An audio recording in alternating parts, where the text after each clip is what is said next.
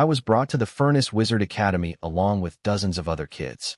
A cold-faced wizard apprentice led us like we were cargo, not people. I kept my thin robe wrapped tight around me for warmth and stayed quiet. The truth is, I'm not from this world. I crossed over from another one. And I have a special power. A system that gives me unique tags with strange abilities. My first tag was called Comprehension, which gives me amazing memory and the ability to understand things fast. When we arrived, the apprentice who brought us handed us off to another one. I thought we'd start proper training, but instead they took us to a courtyard full of eggs. All kinds of them, everywhere. They told us to pick an egg and feed it our blood to hatch it. If we couldn't hatch it in time, we'd be thrown away. I quickly read through the furnace meditation method they gave us and figured out what was going on.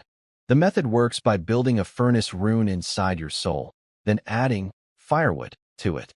A newborn extraordinary creature is the best firewood. By feeding the egg our blood and using the rune to connect with it, the hatched creature becomes our flame, helping us grow stronger. That's what makes furnace wizards more powerful than ordinary ones. I also realized we were probably just disposable tools to the academy, but there was nothing I could do about that. I picked an egg that looked good to me and took it back to my room. Instead of rushing to pour blood on it right away, I focused on learning the meditation method first. Thanks to my comprehension tag, I picked it up easily while the others couldn't even understand the basics. I carefully built the furnace rune inside my soul over 7 days, piece by piece, making sure it was stable. The moment it was complete, I felt warmth in my soul.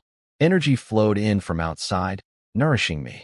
I had officially become a wizard apprentice, a real rank up. And that meant my system gave me a new tag draw. I pulled a new tag called Abundance. It lets me boost the quality or quantity of anything I personally cultivate or craft by 1 to 10 times. I immediately used it on my egg, choosing quality, and got a full 10 times boost. The egg still looked ordinary on the outside, but I could feel its life force growing stronger every day, its bond with me getting tighter. Finally, after all that waiting, my companion hatched, the flame that would fuel my furnace. My egg hatched into a little bird. She looked like a chubby mix between a penguin and an owl, short head, long legs, and really cute. I could feel her affection for me through our soul bond. I went to the apprentice in charge to report that I'd finished hatching my creature and learned the meditation method. He took one look at my bird and told me it was a philo bird, nothing special. He said they're big eaters, omnivores, and mostly used for food or hauling cargo. Mine was female though, and female philo birds have great stamina, so she could work as a mount later. He gave me an identity plate and told me to go pick up one free 0-rank spell from the library. At the library, I browsed the shelf of beginner spells, Fireball, Ice Arrow, Wizard's Hand, and others. I chose Wizard's Hand since it works for both attack and defense. The librarian copied it for me, and I left. I named my bird Philori. She seemed happy about it, chirping away. Then I took her to the cafeteria. The academy provides free food for apprentices and their companions, which is generous since most furnace creatures need to eat. But Philori ate 3 times her own body size. She went from sitting on my shoulder to being so round I had to carry her like a ball. She nuzzled against me, perfectly satisfied. Back in my room, I started the furnace resonance with Philori. The difference was incredible. Before, my meditation only gave me a tiny trickle of energy. With Philori as my firewood, it became a steady stream, a real breakthrough. My abundance tag had clearly boosted her potential. She still looked like an ordinary philo bird, but she was performing like an elite of her species. I wanted to keep going, but the resonance stopped. Philori was hungry again. All that energy transfer burned through her fast. I'd have to keep her well fed if I wanted strong furnace fire. I promised her a big breakfast tomorrow and let her rest. With the resonance done for the day, I decided to spend the rest of my time studying Wizard's Hand instead. After tasting that boosted training speed, going back to solo meditation felt painfully slow. I started learning Wizard's Hand that night.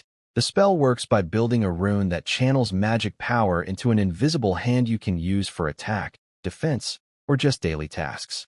Thanks to my comprehension tag, the rune was much simpler than the furnace rune. I got the basic structure done in one evening and finished it the next day. Every morning, Philori woke me up chirping because she was starving. I'd carry her to the cafeteria. She was already too round to sit on my shoulder, and she'd eat mountains of food. The cafeteria manager, a guy named Jamie, came over to chat with me. He was being friendly, but I could tell he was hinting that Philori eats too much and I should buy her better food with magic stones instead of using the free cafeteria. I played dumb and thanked him for his advice, saying I had no magic stones yet since I just became an apprentice. Jamie let it go for the moment, figuring I'd go earn stones soon, and Philori was still just a small bird. He underestimated her. Over the next month, I looked at the task board for jobs to earn magic stones. Most were terrible. One asked you to be a test subject for alchemy potions, obviously dangerous. Another wanted you to recruit 70 kids from a kingdom, way too much work. A decent one about collecting morning dew from moonlight grass got snatched up instantly, and it still would have taken 10 days for just one magic stone. Life as a bottom-level apprentice was brutal. Then Jamie showed up at my door, barely holding it together. He exploded at me. Apparently Philori had grown to over 3 meters tall, learned to serve herself food at the cafeteria, and was spending all day there eating nonstop. He'd never seen a philo bird that big or that smart. He begged me to stop letting her eat there. She was eating through all their budget. Then he threatened me, saying I'd have to leave the academy eventually, and he'd be waiting. I honestly hadn't meant for this to happen.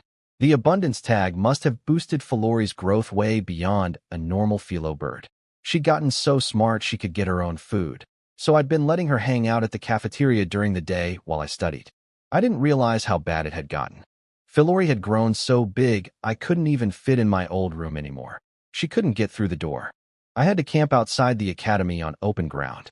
Jamie came to me again, desperate. I told him I needed another month of free meals while I found a good task to take on. That nearly broke him. He'd spent a lot of magic stones to get the cushy cafeteria manager job where he could skim profits, and Philori was eating through everything. He'd even tried to stop her by hiring an apprentice who specialized in body-strengthening runes, a tough guy with steel-hard skin. Philori just bumped him aside with her rear and went right back to eating. The guy told Jamie that Philori's feathers were tougher than steel and warned him that if the bird was this strong, the owner might be even stronger since we used the furnace meditation method. After that, Jamie gave up on force. He offered me 7 first-rank magic stones to keep Philori out of the cafeteria. I agreed to give him some time, but asked for 1 more week of meals. Jamie accepted and left. 7 stones was nice, but nowhere near enough. The Potion Alchemy Basics textbook at the library cost 70 stones, not counting materials for practice. The black market had cheaper copies, but they might be incomplete. I need to go out and gather resources. I went to the cafeteria one last time with Philori. She ate happily. When we tried to leave, I noticed Jamie had already narrowed the doorway, so she couldn't fit through. But Philori sucked in her belly and squeezed right in anyway.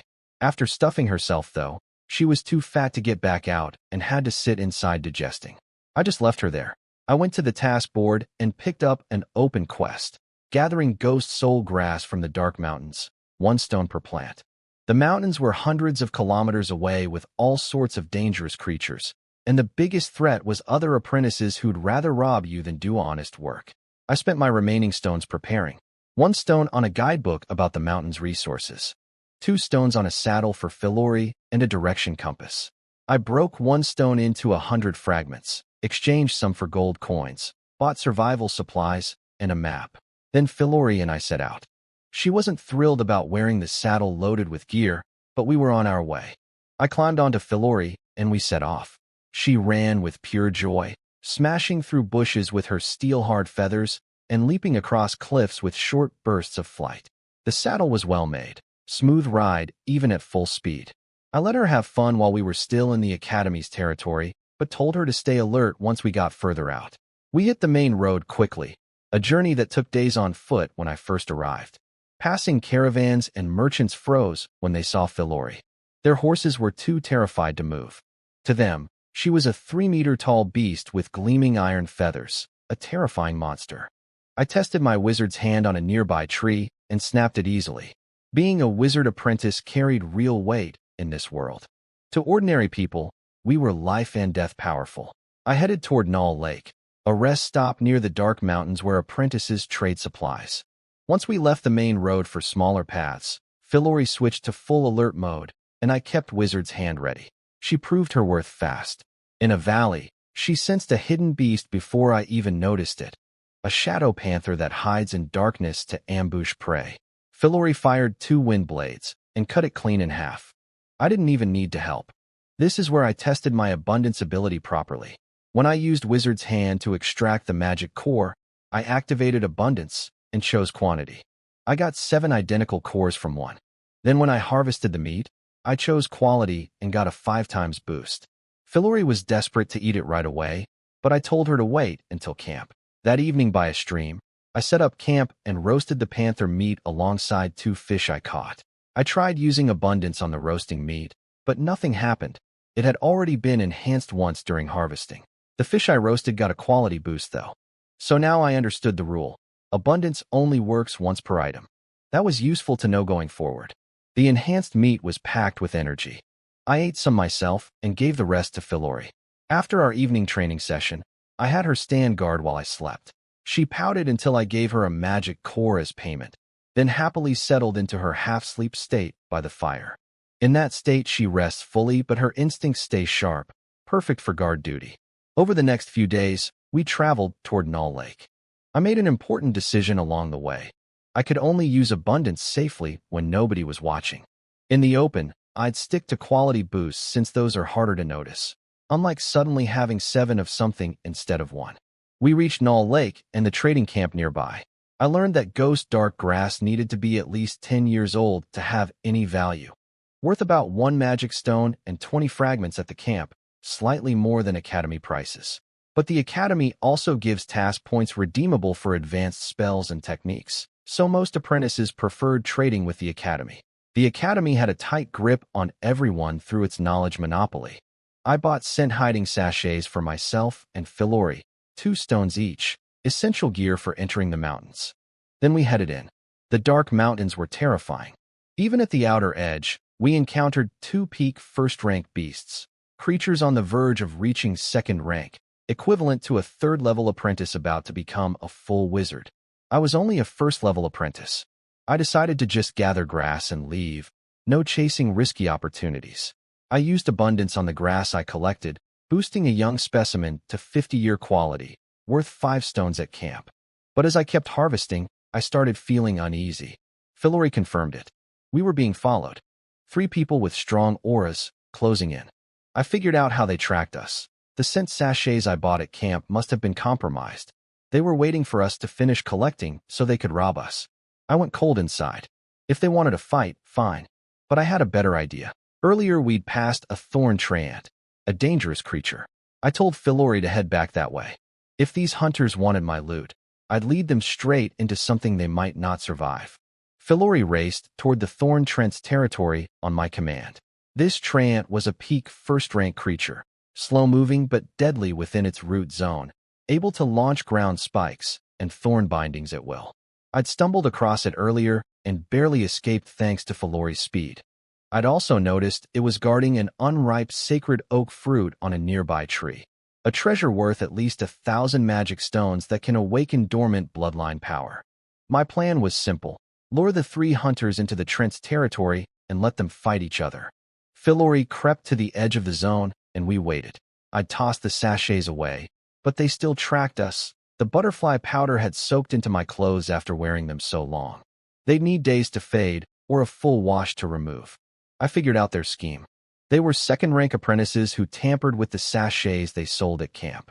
They'd let weaker-looking but seemingly wealthy targets go gather resources for a few days, then rob them. I looked weak, just a 1st-rank apprentice, but Philori made me seem rich.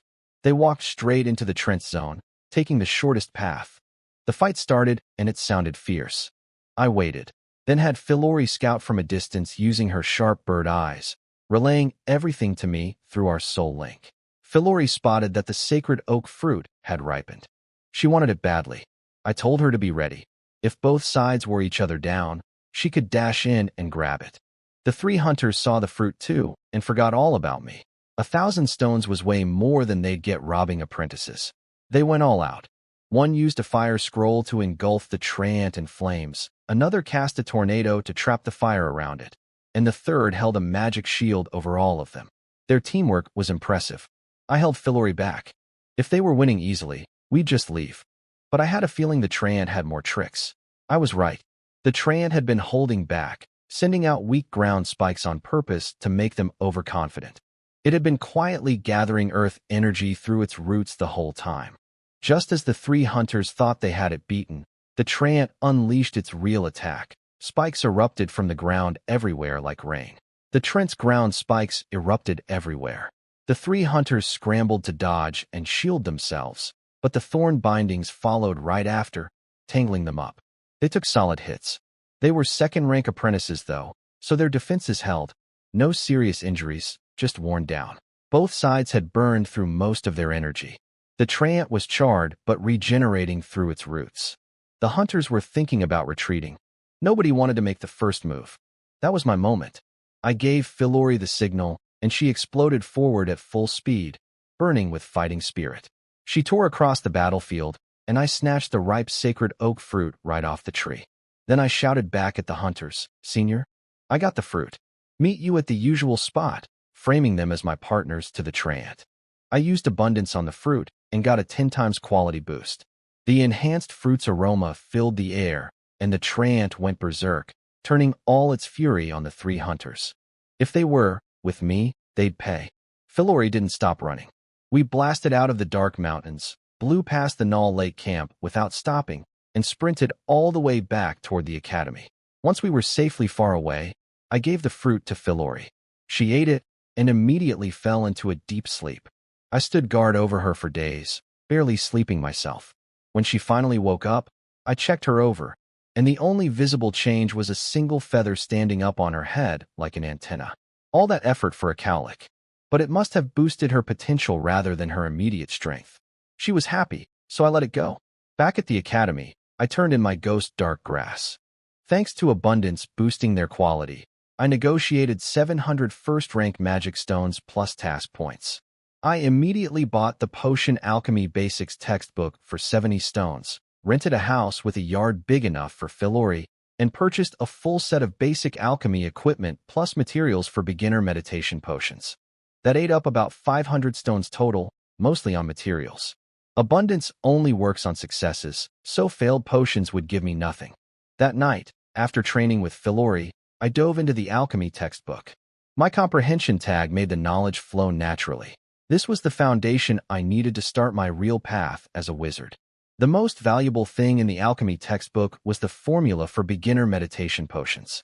Materials cost 1 magic stone per batch, and each batch can produce 1 or 2 potions. A single ordinary potion sells for 2 stones at the academy market, or a bit more on the black market. These potions are in high demand since every apprentice needs them to train their meditation and advance toward becoming a full wizard. Even 1 successful potion per batch means breaking even. But it's not as easy as it sounds. Every material needs careful processing, dissolving and purifying the active ingredients using spiritual power. The tricky part is that each plant varies slightly depending on its age and environment, so experience matters a lot. That's why alchemy knowledge stays tightly guarded. Nobody bothers standardizing production because the spiritual power costs are too high and the rare materials too precious to waste on experiments. For me, though, with abundance, even 1 successful potion means pure profit. I started with the basics, dissolving calming flowers in heated water, using spiritual power to extract and purify the active ingredients. I failed a few times at first, but my solid foundation in the furnace meditation method gave me strong, stable spiritual control. I got the hang of it quickly and moved through all the base materials smoothly. Then came the final step, mixing everything together with spiritual power. I was confident. My preparation had been flawless, and I failed completely. I couldn't figure out why. I tried again several more times and kept failing. Everything was done perfectly, even better than the textbook required. That's when it hit me. The recipe was written by a full wizard who set purification targets around 70%. But he expected apprentices to fall short of that, not exceed it. I'd been pushing every ingredient to my absolute limit, going way past the recipe's ratios, which threw off the balance. Once I adjusted and stopped over-purifying, I successfully brewed a perfect-grade beginner meditation potion on my first try. Then I activated abundance and got 7 identical copies. 7 perfect potions from 1 batch of materials.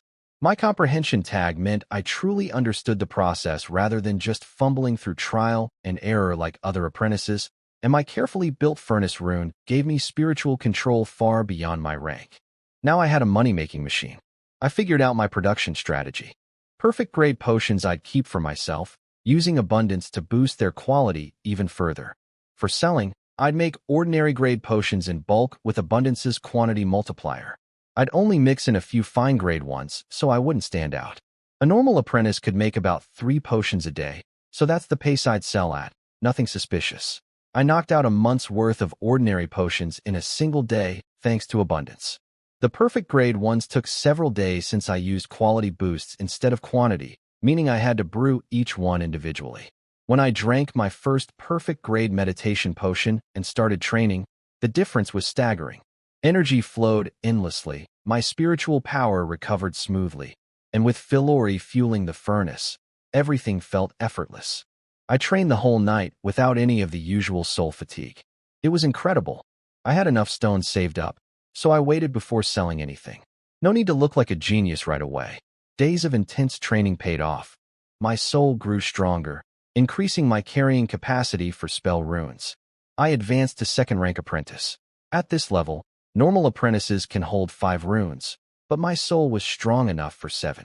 Apprentices are careful about which runes they build since basic spells like Fireball or Magic Shield become obsolete once you become a full wizard.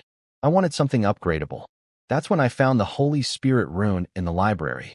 It's a companion rune to the furnace meditation method. It lets your body harmonize with energy, making it easier to channel power from inside and outside. With long-term cultivation, it can even create a Holy Spirit body, allowing temporary elemental transformation for attack or escape. The catch: it's extremely hard to build, takes up 3 rune slots instead of 1, costs a fortune in task points, and is bound to the buyer only. With it occupying 3 slots, I'd only have room for 3 more regular spells.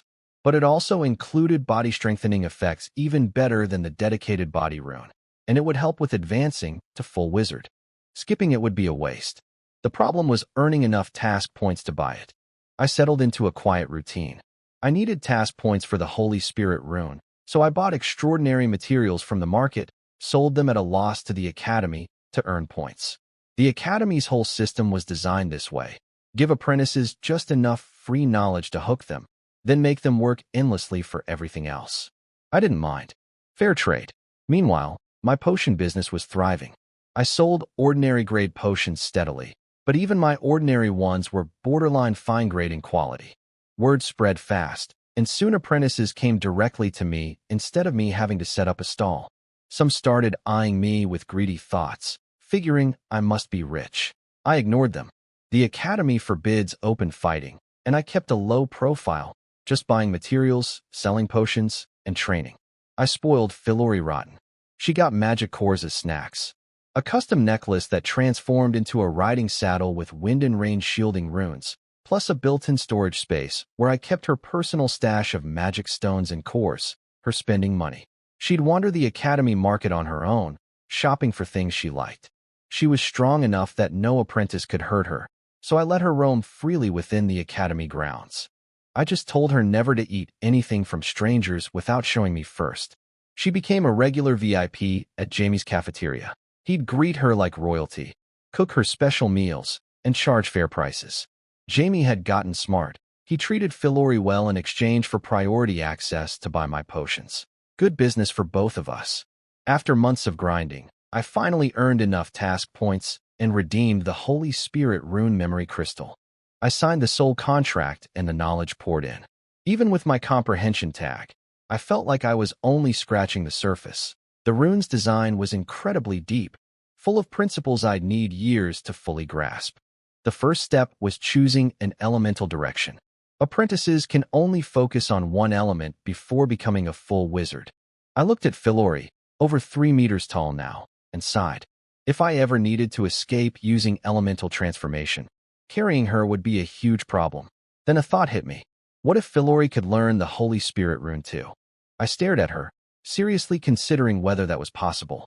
I went to the library to find out how to bring Philori with me during elemental transformation. The librarian pointed me to old Charlie, a former library manager who now ran a high-end magical tool shop in the academy. Charlie was lying in his chair when I walked in, lazy but sharp. I told him I was building the Holy Spirit rune and needed a way to take my companion with me when I elementalized. He laughed and said most apprentices just swap out their firewood for something better before advancing to full wizard. Why bother keeping a philo bird? I went cold. I told him Philori was my partner, not disposable firewood. Just tell me the price. He offered the simple solution first, a spatial tool to store her, though it takes time to activate. I wasn't satisfied. Then he named his price for the better method, 500 first-rank magic stones. He clearly expected me to back down. I handed over the stones without bargaining. That shut him up. He asked me to bring Philori over first. She came running happily, nuzzling against me the moment she saw me. Charlie looked at her, 3 meters tall, powerful aura, far beyond any normal philo bird, and his expression softened. He warned me gently this time. No matter how strong Philori gets, her foundation as a philo bird is too thin. Keeping her as my firewood when I advanced to full wizard would put me at a disadvantage. I told him I didn't care. Philori hatched from my blood. She's my partner, and I'd become the strongest wizard without trading her away. I had the system backing me. With tags like comprehension and abundance already this powerful, whatever comes next would only make me stronger. Charlie saw how deeply Philori was attached to me, and something in his eyes warmed. He invited me inside and started to explain. He asked if I knew how full wizards carry their firewood companions. I guess they use storage-type spell runes. He said I was partly right, but the furnace meditation method works differently than I thought. Old Charlie explained how the furnace meditation method really works at higher levels. When an apprentice advances to Morning Star Wizard, the first rank of full wizard, they can fully merge their firewood's true spirit into the furnace rune. That true spirit becomes the real flame of the furnace, giving the wizard incredible power. After merging, the companion gains the ability to elementalize and enter the furnace rune. As long as the flame's true spirit survives inside the rune, the companion can be revived even if killed. That's the real treasure of the furnace meditation method. But once merged, swapping companions isn't simple anymore. Charlie asked if I still wanted to keep Philori knowing this. I said yes without hesitation. He told me to get a book called Furnace Fire from the library, which explains the whole process. Then he gave me extra advice to study foundational rune. Books like Basics of Runes, Origins of Runes, and Rune Construction, since after becoming a Morningstar Wizard, I'd need to forge my own unique path with the furnace rune. I asked why he was being so generous. He said his soul was injured and he couldn't advance anymore. He just wanted to build goodwill for his companion. Then I saw it. His companion was also a philo bird, snuggling against him lovingly. That explained everything. I thanked him sincerely and left. I bought the Rune Foundation books first, then started selling fine-grade potions to earn more stones faster. Enough time had passed that it looked natural for me to level up my crafting. The fine-grade potions were a huge hit, nearly perfect quality at a reasonable price. Stones poured in. I quickly earned enough to get Furnace Fire. While browsing nearby, I found another book about a source origin potion that can trace an extraordinary creature back to its ancestral bloodline and strengthen its foundation. Normally, the effect is weak and not worth the expensive materials, but with abundance boosting it, I could keep stacking doses until Philori surpassed her species entirely. Life got busy. Days were spent brewing potions, nights training with Philori and studying. She'd sleep peacefully beside me while I worked late into the night. Watching her snore happily while I hustled reminded me of a pet collecting game from my old world. I smiled, patted her sleeping head, and got back to work. The time came to turn Philori into my true furnace flame. I told her to be brave and started the process. I guided her soul toward the furnace rune where the fire burned, fueled by her own energy. She had to merge with it. It was agonizing for her. The fire burned her soul, and she cried out in pain, sending waves of hurt and fear through our bond. I told her she could come out if it was too much. I'd find another way. But Philori, stubborn as ever, sent back a proud refusal. She could handle it. Then I saw it. Her true spirit, blazing bright, emerging from the flames. It fused with the furnace fire, and the real flame ignited for the first time. Energy flooded in from everywhere.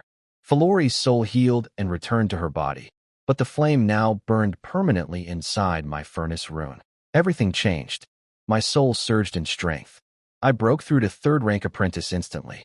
Becoming a Morning Star wizard, a real first-rank wizard, was no longer some distant dream. And now Philori's body was slowly being refined by the furnace fire. Once that process finished, she'd be able to elementalize and enter the furnace rune directly, meaning I could take her anywhere. Philori woke up and immediately cuddled against me, complaining about how hard last night was. I loaded her necklace with extra magic stones and sent her off to shop and eat. Before she left, I gave her a daily dose of Source Origin Potion boosted by Abundance to keep strengthening her bloodline. I also finished building the Holy Spirit rune and chose Light as my element. Light is the fastest element, perfect for escape. Even as a beginner, my light elementalization let me flash away so quickly that even a full wizard couldn't catch me without an instant barrier. My whole strategy was simple: stay alive, keep growing, let the system carry me to the top. The Holy Spirit rune's body refining process was painfully slow though. Building a true Holy Spirit body would take a long time. I also discovered something interesting in my studies: combination runes. Multiple spell runes merge together into a single powerful rune that can cast all the component spells plus the combined one. The knowledge to create these was locked behind full wizard rank, but I attended lectures from visiting wizards whenever I could afford them. I didn't learn combination runes yet, but I confirmed they exist and picked up plenty of useful knowledge along the way. My alchemy skills kept growing, and so did my wealth. But then the Academy dropped a bombshell. A planar war was starting. They'd found a small plane with resources worth claiming, and every apprentice was required to participate. 2 full wizards would lead the charge. It was mandatory. Prices for combat supplies skyrocketed. I made good money selling potions, but I also felt eyes on me. Other apprentices saw me as a walking treasure chest. On paper, I only had wizard's hand, not exactly intimidating. The Academy gave us 5 months to prepare. I went straight to old Charlie and spent heavily on combat gear for myself and Philori, plus upgraded my storage ring to the biggest one he could make. Charlie was an elite third-rank apprentice with centuries of experience, so his crafted items were top quality. He also got me a batch of fine-grade spell scrolls. For new spells, I followed Charlie's advice and learned Elemental Puppet Summoning and Elemental Shield. His reasoning was smart. Both spells work with whatever element is available in the environment, so I'd never run out of fuel no matter where I ended up. He reminded me that with my potion-making skills, I didn't need to fight over scraps. I just needed to watch my back. I picked up both spells quickly thanks to comprehension and my strengthened soul. The Elemental Puppet spell lets me summon up to 5 puppets at once. I tested a fire puppet shaped like a slime. It shot fireballs hitting 5 on the power scale, solid for a 0-rank spell, and fired 7 shots before fading. The Elemental Shield handled elemental attacks well, especially against its matching element. I also bought a single-use cursed straw doll that can freeze an enemy in place after collecting their soul aura during combat. Even 1 second of paralysis can decide a fight. Philori tested her power too. Her wind magic hit 7 on the scale, and her physical strength was even more terrifying. She split the testing dummy clean in half with 1 wing strike, boosted by the Holy Spirit rune's refinement. Then she looked at me for praise. I told her the replacement dummy was coming out of her allowance. She immediately started pouting and cuddling until I took it back.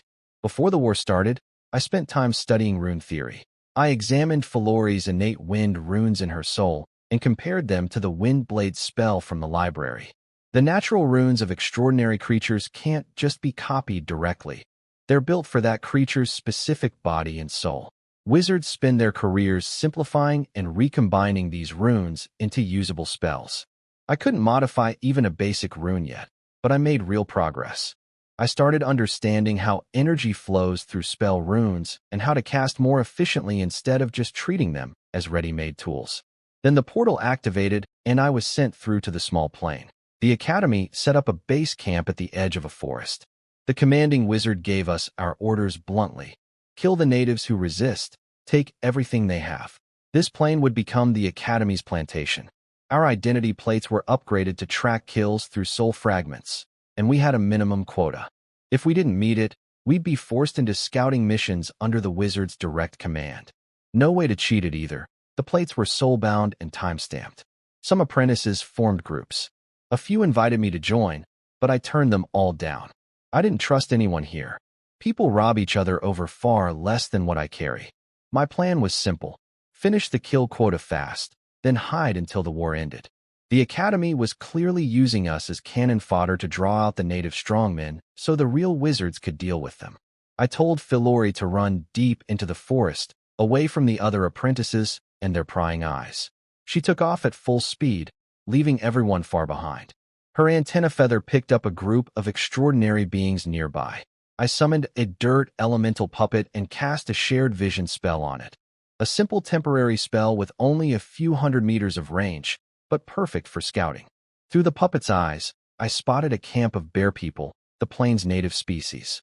Tough skin, earth magic users. Time to get to work. I found a group of elite bear people hunters and followed them back to their settlement using earth elemental puppets for scouting. I learned something useful. They weren't sensitive to earth elements, but got alert near water sources. One of my water puppets got attacked near a stream, so I let it be destroyed to avoid suspicion. Their settlement was a few hundred strong, with about 50 at apprentice-level strength. The rest were civilians. They even farmed bread tree fruits alongside hunting. I came up with a brutal but effective tactic. I summoned fire elemental slime puppets and had Philori launch them like mortar shells using her wind magic. Each puppet compressed all 7 of its fire blasts into a single explosion on impact. Philori's aim was perfect. She lobbed them one after another in an endless barrage, blowing craters across the camp. When the dust settled, the settlement was wrecked. I felt a pang of guilt looking at the devastation, but forced myself to stay cold. This is the wizard world. Planar war means plunder. I just needed to complete my task. Philori charged in. Her wind blades cut down those trying to flee. The stronger bear people rushed at me in rage, but I had 5 elemental puppets guarding me plus an elemental shield. Philori's steel feathers sliced through anyone who got close. It was over quickly. My identity plate showed I'd only finished a third of the quota. I deliberately let some bear people escape after marking them with tracking magic. My plan was to follow the survivors to other settlements.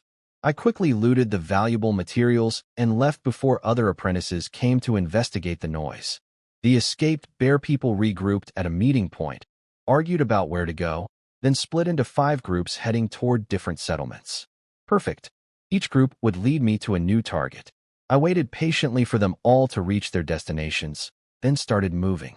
Philori caught up to the first group in no time. I scouted all 5 settlements the escaped bear people had fled to, then picked my targets. I didn't need loot. With abundance, I could earn magic stones easily. I just needed to finish the quota. That night, I hit 3 settlements back to back. The tactic was the same every time. Philori launched fire slime puppets like artillery, then we charged in. Her wind blades tore through the bear people before they could even reach us. I sat behind my elemental shield with puppet guards while Philori did most of the killing. We didn't stop to search for valuables, just killed and moved on. By dawn, all 3 camps were done. My identity plate confirmed the quota was complete. I timed it perfectly. Shortly after I left the last site, an elite bear people squad arrived, each member far stronger than a 3rd-rank apprentice. If they'd caught me, a whole squad would have been too much. But I was already gone. I rushed back to the Academy's base camp, got my task officially certified, and left immediately. The camp wasn't safe either. The wizards would be fine, but apprentices were fair game once the natives started their counterattack. I found a cliff face away from everything and carved a hidden shelter into the rock using wizard's hand and earth manipulation. I made a concealed entrance big enough for Philori, reinforced the walls, set up lighting, dug ventilation shafts, and sealed the entrance behind us. According to the intelligence I'd gathered, the Academy would complete its initial conquest within a year and then open the portal for apprentices to leave. So my plan was simple. Hide here, train, study, and let everyone else fight it out. Other apprentices were scrambling right now. The bear people had finished their reconnaissance and were mounting organized counterattacks with strategies against wizard spells. Those apprentices who'd hesitated were in deep trouble. Not my problem. I settled into my routine, training the furnace meditation with Philori, studying my collected knowledge, and working on fully energizing Philori so she could merge completely into the furnace rune. I had everything I needed. Time was all I was short on, and now I had plenty of it. While I hid in my cliff shelter, the war outside turned ugly. The natives organized real counterattacks, and apprentices started dying. The Academy wizards eventually negotiated a ceasefire with the native strongmen, but not before letting those strongmen vent their fury on the apprentices. The wizards calculated the cost-benefit and decided some apprentice casualties were acceptable to secure the deal. Apprentices were just expendable resources to them. I spent the year training and thinking about my future. The big question was what shape my furnace rune should take after becoming a Morningstar wizard. There were several paths. Pour everything into one flame for maximum power. Add multiple flames for more helpers and faster advancement. Replace the flame with yourself for a clone, or forge a space inside for resource production. The Academy only hinted at these options to tease apprentices into signing contracts for the real knowledge. I looked at Sleeping Philori and found my answer. With the system giving me tags at every rank up, power and resources would come easily. What I truly needed was unmatched survival ability, the power to protect what I care about. That would guide my furnace rune design. After over a year, the Academy finally announced the initial conquest was done. Apprentices could stay for tasks or teleport home free, though returning would cost heavy stones. Classic Academy move, trapping people into continued labor. I chose to go back immediately. The generous tasks here meant constant native raids, and even aftershocks from wizard-level battles killed apprentices. Back at the Academy, I restarted my potion business and dove into training. My soul strength was good, but nowhere near my limit. I kept feeding Philori source origin potions, but she hadn't shown dramatic changes, just that one antenna feather from the sacred oak fruit. She still couldn't fully energize into the furnace rune yet. I teased her about it while petting her, and she just purred happily with her eyes closed. I sent Philori off to play at Jamie's cafeteria and got back to work. I needed to strengthen my soul urgently, so I went to Old Charlie for help getting a rare formula, the soul condensation potion. This wasn't something the Academy gave apprentices easily. Normally, only full wizards brewed it, and any apprentice strong enough to make it would rather buy the 7 doses they could use at apprentice level than bother crafting them. But buying only gets you ordinary grade. I wanted fine grade, or better. Charlie caught my ambition and went quiet for a moment. Then he offered the formula for 5,000 first-rank magic stones through a memory crystal with a soul contract. His one condition: if I could ever brew a perfect grade soul condensation potion, sell him one.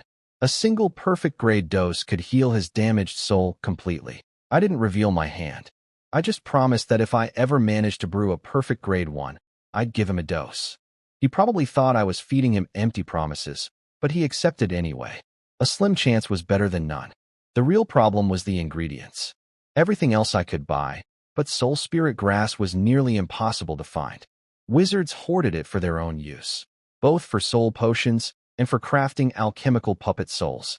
The supply available to apprentices was practically zero. Soul spirit grass only grows in environments with phantoms, spectral beings formed when a powerful creature's soul survives death and is reborn through absorbing outside energy. Most phantoms are artificially cultivated by wizards using ritual arrays. The wizards keep collections of phantoms to continuously nourish their grass farms. I thought about growing my own, but that was suicide. 1 or 2 plants nobody would care about. But a real farm with enough phantoms to sustain it? That's a production operation that full wizards would notice. And if they discovered it belonged to a mere apprentice, they'd kill me without a second thought and take everything. I needed to find another way to get soul spirit grass. I also realized the grass was crucial for another thing: creating alchemical souls for puppets. Only puppets with alchemical souls become true constructs capable of learning and growth. That detail stuck with me. I'd been wanting a helper for my potion-making work, and this connection between soul spirit grass, puppets, and alchemy was starting to form an idea in my mind. I learned more about why soul spirit grass is so scarce. Wizards need it for everything: restoring soul power after casting advanced spells with phantom souls, crafting alchemical puppet minds, and more. The demand is enormous. Wizard families run hidden farms, carefully concealed from rivals. The grass that reaches the market has been resold multiple times before appearing at auction houses. Going to an auction was out of the question for me. An apprentice buying wizard-level materials would get robbed or killed before making it home. I'd need to go through old Charlie eventually, since he clearly had underground connections. But I wasn't in a rush.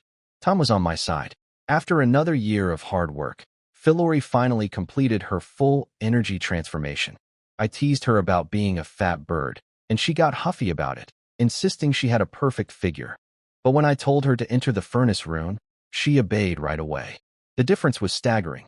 Before, with just her soul as the flame, it was like a candle. Now, with her entire being fueling the fire, it blazed like a sun. My soul was being forged by that heat, growing denser, stronger, more refined. My soul capacity and spiritual power climbed rapidly. I was getting close to the requirements for advancing to Morningstar Wizard. But I wasn't going to rush advancement. I wanted my soul as strong as possible first, and that meant I needed the soul condensation potion. I could feel the gap between Philori and the legendary creatures that privileged apprentices received. Those elite apprentices had powerful bloodline companions handed to them, plus endless resources delivered without lifting a finger. I'd seen them at the academy, arrogant but genuinely formidable. Still, I had something they didn't. None of them could brew perfect-grade potions and then boost the quality further with abundance. 7 doses of enhanced perfect-grade soul condensation potion would push my soul beyond anything even those geniuses could achieve. My plan was clear. First master light elementalization so I had a reliable escapability, then approach old Charlie about getting soul spirit grass through his channels. I'd show him a lucky, perfect-grade meditation potion to demonstrate my value, enough to motivate him without revealing my full capabilities. I knew old Charlie was shrewd despite his friendly act. He had connections to get soul spirit grass. The man had an alchemy shop, countless contacts, and enough wealth to afford a prime location in the academy. He just hadn't seen enough value in me yet to use those connections. First, I finished my Holy Spirit body training. I could now transform into light for 7 seconds, moving at 5 times the speed of sound, about 12 kilometers before reverting. No apprentice could catch me, and even a Morningstar Wizard would need those full 7 seconds to react and give chase. Most barriers and seals couldn't stop light element either. Finally, I had a real escape card. Time to show old Charlie what I was worth. I visited him and asked for help purchasing soul spirit grass. He brushed me off, saying I could use the channels he'd already given me. I told him I'd had a breakthrough in my alchemy and needed practice time, not shopping errands. Then I placed a perfect-grade beginner meditation potion on his table. He recognized it instantly. His face went blank with shock. Perfect-grade potions were something only elite apprentices from powerful families could produce. The bottle had my personal mark on it, a miniature philo bird figure that was obviously Philori. No one else in the world would use a philo bird as their alchemist seal. He didn't even need to check the soul imprint to know it was mine. I told him I'd been working day and night to reach this level and simply had no time to hunt for ingredients myself. Charlie's tone changed completely. He went through an elaborate performance, talking about how he'd reconsidered, how his previous help wasn't enough, how he now realized my talent deserved more support.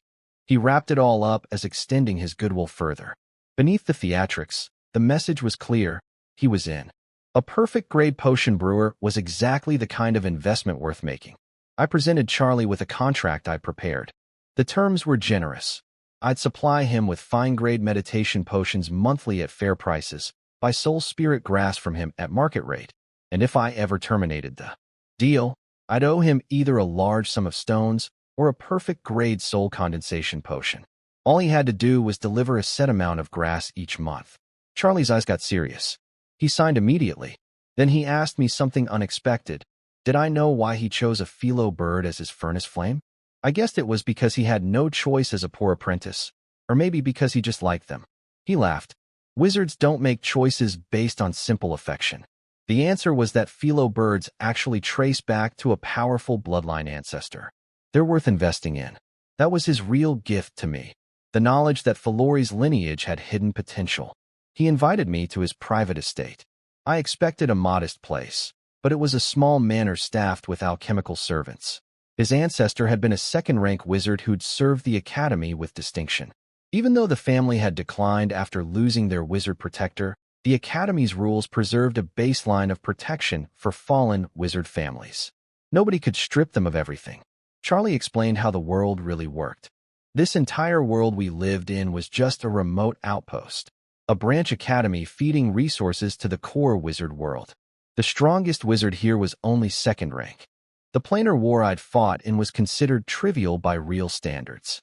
Charlie's main family branch had moved to the core world generations ago, but eventually lost contact after their wizards died. Then he dropped a bombshell. He asked if I really believed that reaching the required soul strength was all it took to become a full wizard. The way he said it made my stomach tighten. He pointed out that with so many apprentices cycling through the academy year after year, and so many reaching peak third rank, how many actually advance? The implication was clear. There was something about the advancement to Morning Star Wizard that wasn't written in any textbook I'd read. Charlie dropped some terrifying news first.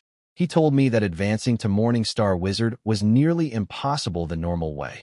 The success rate was basically the same as an ordinary person killing a peak third-rank apprentice.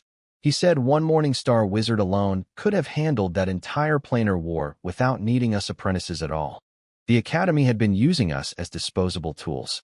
He knew the real method to advance successfully, but he'd only share it after I healed his soul. Fair enough.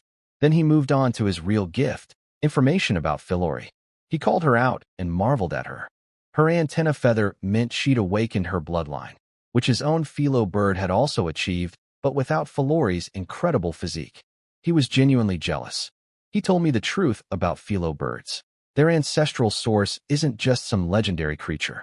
The original Philo bird was called the Arbiter of the Firmament, a being on par with a 7th-rank wizard.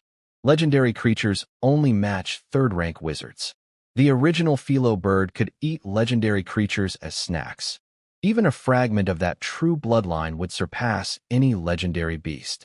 I deflated his enthusiasm a bit by pointing out he probably chose Philo birds because his fallen family couldn't afford legendary creature hatchlings anymore. He got sulky but admitted it. I told him plainly, it didn't matter how powerful the ancestral Philo bird was. I loved Philori for who she was, not what she might become. That made Charlie genuinely happy. Then he got to the important part. He said ordinary source origin potions weren't enough.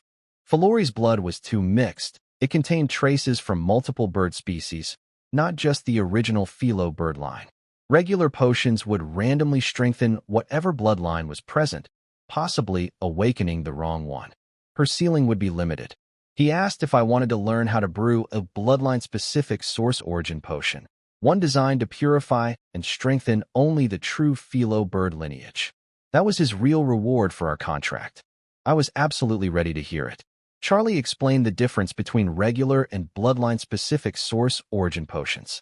Regular ones just strengthen whatever bloodline happens to be dominant, and Philori carries traces from many bird species, not just the original Philo bird. The Arbiter of the Firmament's bloodline is the strongest but exists in the smallest amount inside her. Without targeting it specifically, she'd most likely awaken some intermediate ancestor's power, maybe reaching 2nd-rank wizard equivalent at best. With bloodline-specific potions, you can target a particular lineage. Charlie calculated that 50 perfect grade-specific potions could awaken a 2nd-rank equivalent Philo bird bloodline, and 70 could reach 3rd-rank equivalent. I asked about awakening the Arbiter of the Firmament's bloodline directly. He basically told me I was dreaming. First, finding that one thread of original bloodline among the ocean of mixed blood would take forever. Then I need to cultivate a bloodline essence from that tiny thread using massive quantities of special potions, and only then could I create one bottle of the specific potion. The number of perfect grade doses needed would be astronomical, far beyond 70. He was being practical. He'd chosen Philo birds because his fallen family couldn't afford legendary creatures anymore, and a 3rd-rank equivalent Philo bird was achievable with enough effort and potions. I stayed quiet. He didn't need to know about abundance. He handed me a memory crystal containing the knowledge of how to brew bloodline essence potions and combine them into specific source origin potions. I signed the soul contract and absorbed it all. I noticed the crystal only contained apprentice-level methods. There were wizard-level techniques he was holding back. He claimed he didn't have them, but I didn't buy that. His family once had a 2nd-rank wizard. They'd have preserved knowledge even after losing their resources. We exchanged more questions and answers before I left, paying him generously with fine-grade potions. He also gave me a batch of soul spirit grass as our first trade under the contract. Both sides walked away satisfied. Now I had two new formulas to master, the soul condensation potion and the bloodline-specific source origin potion. Time to get to work. I had the soul spirit grass now, so I started brewing the soul condensation potion right away. I succeeded on my very first attempt, but it was only ordinary grade. That was a problem, because I'd followed the recipe's highest standards perfectly. This meant the formula I'd been given was deliberately incomplete. Whoever wrote it had only provided the ratios for ordinary grade results. It made sense once I thought about it. The earlier potions I'd learned, meditation potions, source origin potions, weren't valuable enough for wizards to bother hiding their best recipes. But soul condensation potions? Every wizard needs those. No way they'd hand out the perfect ratios. Finding the real ratios meant testing every possible combination of purification levels across multiple ingredients, an insane amount of trial and error. Normal wizards would rather just buy perfect-grade potions from specialists than waste years experimenting. But I had abundance. My approach was simple. Instead of painstakingly purifying each ingredient to exact specifications, I did rough bulk purifications and then hit them with Abundance's quality boost. One batch of soul spirit grass at only 30% purity got boosted 5 times, shooting past 100% in a territory where the spiritual essence became extraordinarily concentrated. I just diluted it back to standard levels, giving me perfect 100% pure extracts without the grueling precision work. I did this for every ingredient, ending up with stacks of perfectly pure materials. Then I could freely dilute them to any purity level I wanted for testing different ratios. Even so, it still took a full year. The wizards hadn't just tweaked the ratios, they'd also changed the brewing sequence. I had to figure out both the correct proportions and the right order through endless experimentation. Eventually, I cracked it. I stared at my first perfect-grade soul condensation potion and let out a long breath. From ordinary to fine grade to perfect, a year of obsessive work. These wizards really knew how to protect their secrets, but they'd underestimated what someone with abundance and comprehension could accomplish. The real breakthrough on the soul condensation potion came when I figured out the hidden trick. 2 of the ingredients, ice mist flower and blazing flower, repel each other during fusion because of their opposing natures. They eventually merge, but imperfectly. The recipe's creator had deliberately left this problem unsolved to cap results at fine grade. I found my workaround. Instead of using abundance during purification like I'd been doing, I saved it for the fusion step itself. When I hit the merging materials with a 7 times quality boost, they blended perfectly. After that, the same fine-grade ratios I'd already figured out produced a perfect-grade soul condensation potion on the first try. But I wasn't satisfied with just barely perfect. I wanted abundance-boosted perfect grade, the absolute best. For that, I needed to solve the fusion problem without abundance so I could save it for the final product. I asked old Charlie, but he didn't have the answer either. He suggested using the Academy's anonymous knowledge bounty system. For 100 stones, you buy an untraceable bounty token, load it with reward money, and post your question. A soul contract protects the knowledge exchange. The person who answers can't share it with anyone else. Everyone would assume a wizard posted it, since the system was designed for wizards to outsource research problems. I posted a bounty, 500 stones for leads, 5,000 for a working solution to the ice mist flower and blazing flower fusion problem. Then I started researching on my own too. Meanwhile, I moved on to the bloodline-specific source origin potion. The recipe for the bloodline essence base turned out to be completely honest, no hidden tricks. Probably because the quantities needed are so enormous that the wizard who created it didn't bother sabotaging it.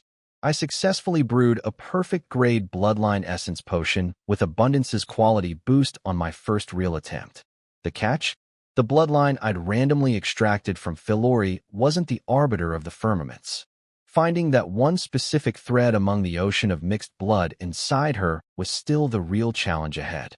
Finding the arbiter of the firmament's bloodline inside Philori was incredibly hard. I had to use my soul power to nurture her blood sample, then send my spiritual power into the microscopic world to search through countless bloodline energy bodies. Each attempt only lasted 30 minutes before my soul and spiritual power were exhausted. And every time the soul nurturing stopped, the blood sample became useless, meaning I needed fresh blood from Philori each time. Philori was not happy about being a blood donor. She pouted until I bribed her with magic stones, then marched off to eat like a queen.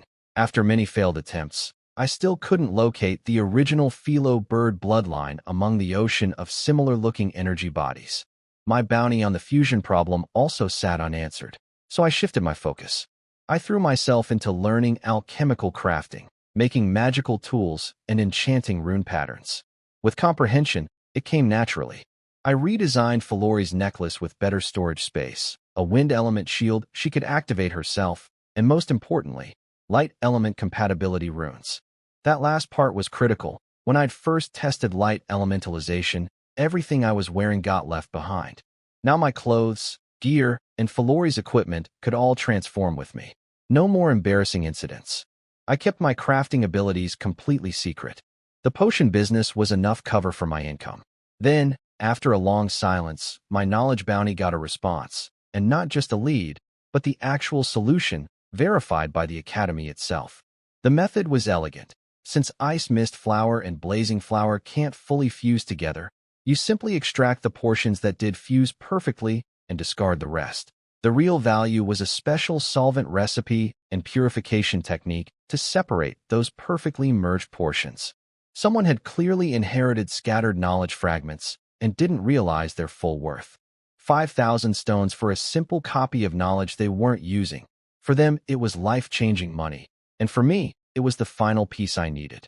With the fusion method solved, I quickly mastered it thanks to comprehension and started mass-producing perfect-grade soul condensation potions.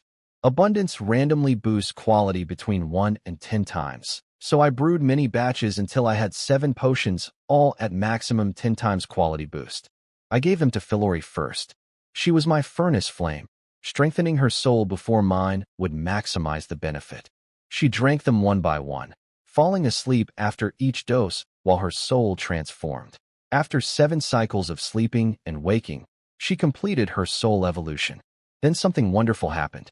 Philori spoke, not through our soul bond. Actual words, in a clear, sweet voice. She still chirped out of habit, but she could talk now. I teased her a bit, and she got jealous when she misunderstood my joke about riding other mounts, insisting I could only ride her. Same old Philori, just with words now. Then it was my turn. I set up protective ritual formations around the house, activated my alchemical puppets, and told Philori to guard me with her life.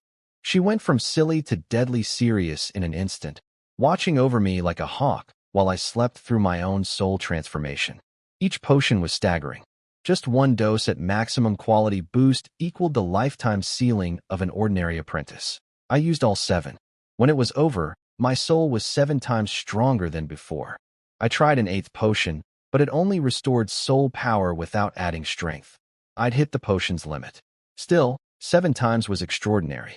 My spiritual power was now so massive I could function as a spell turret, if not for my limited magic reserves.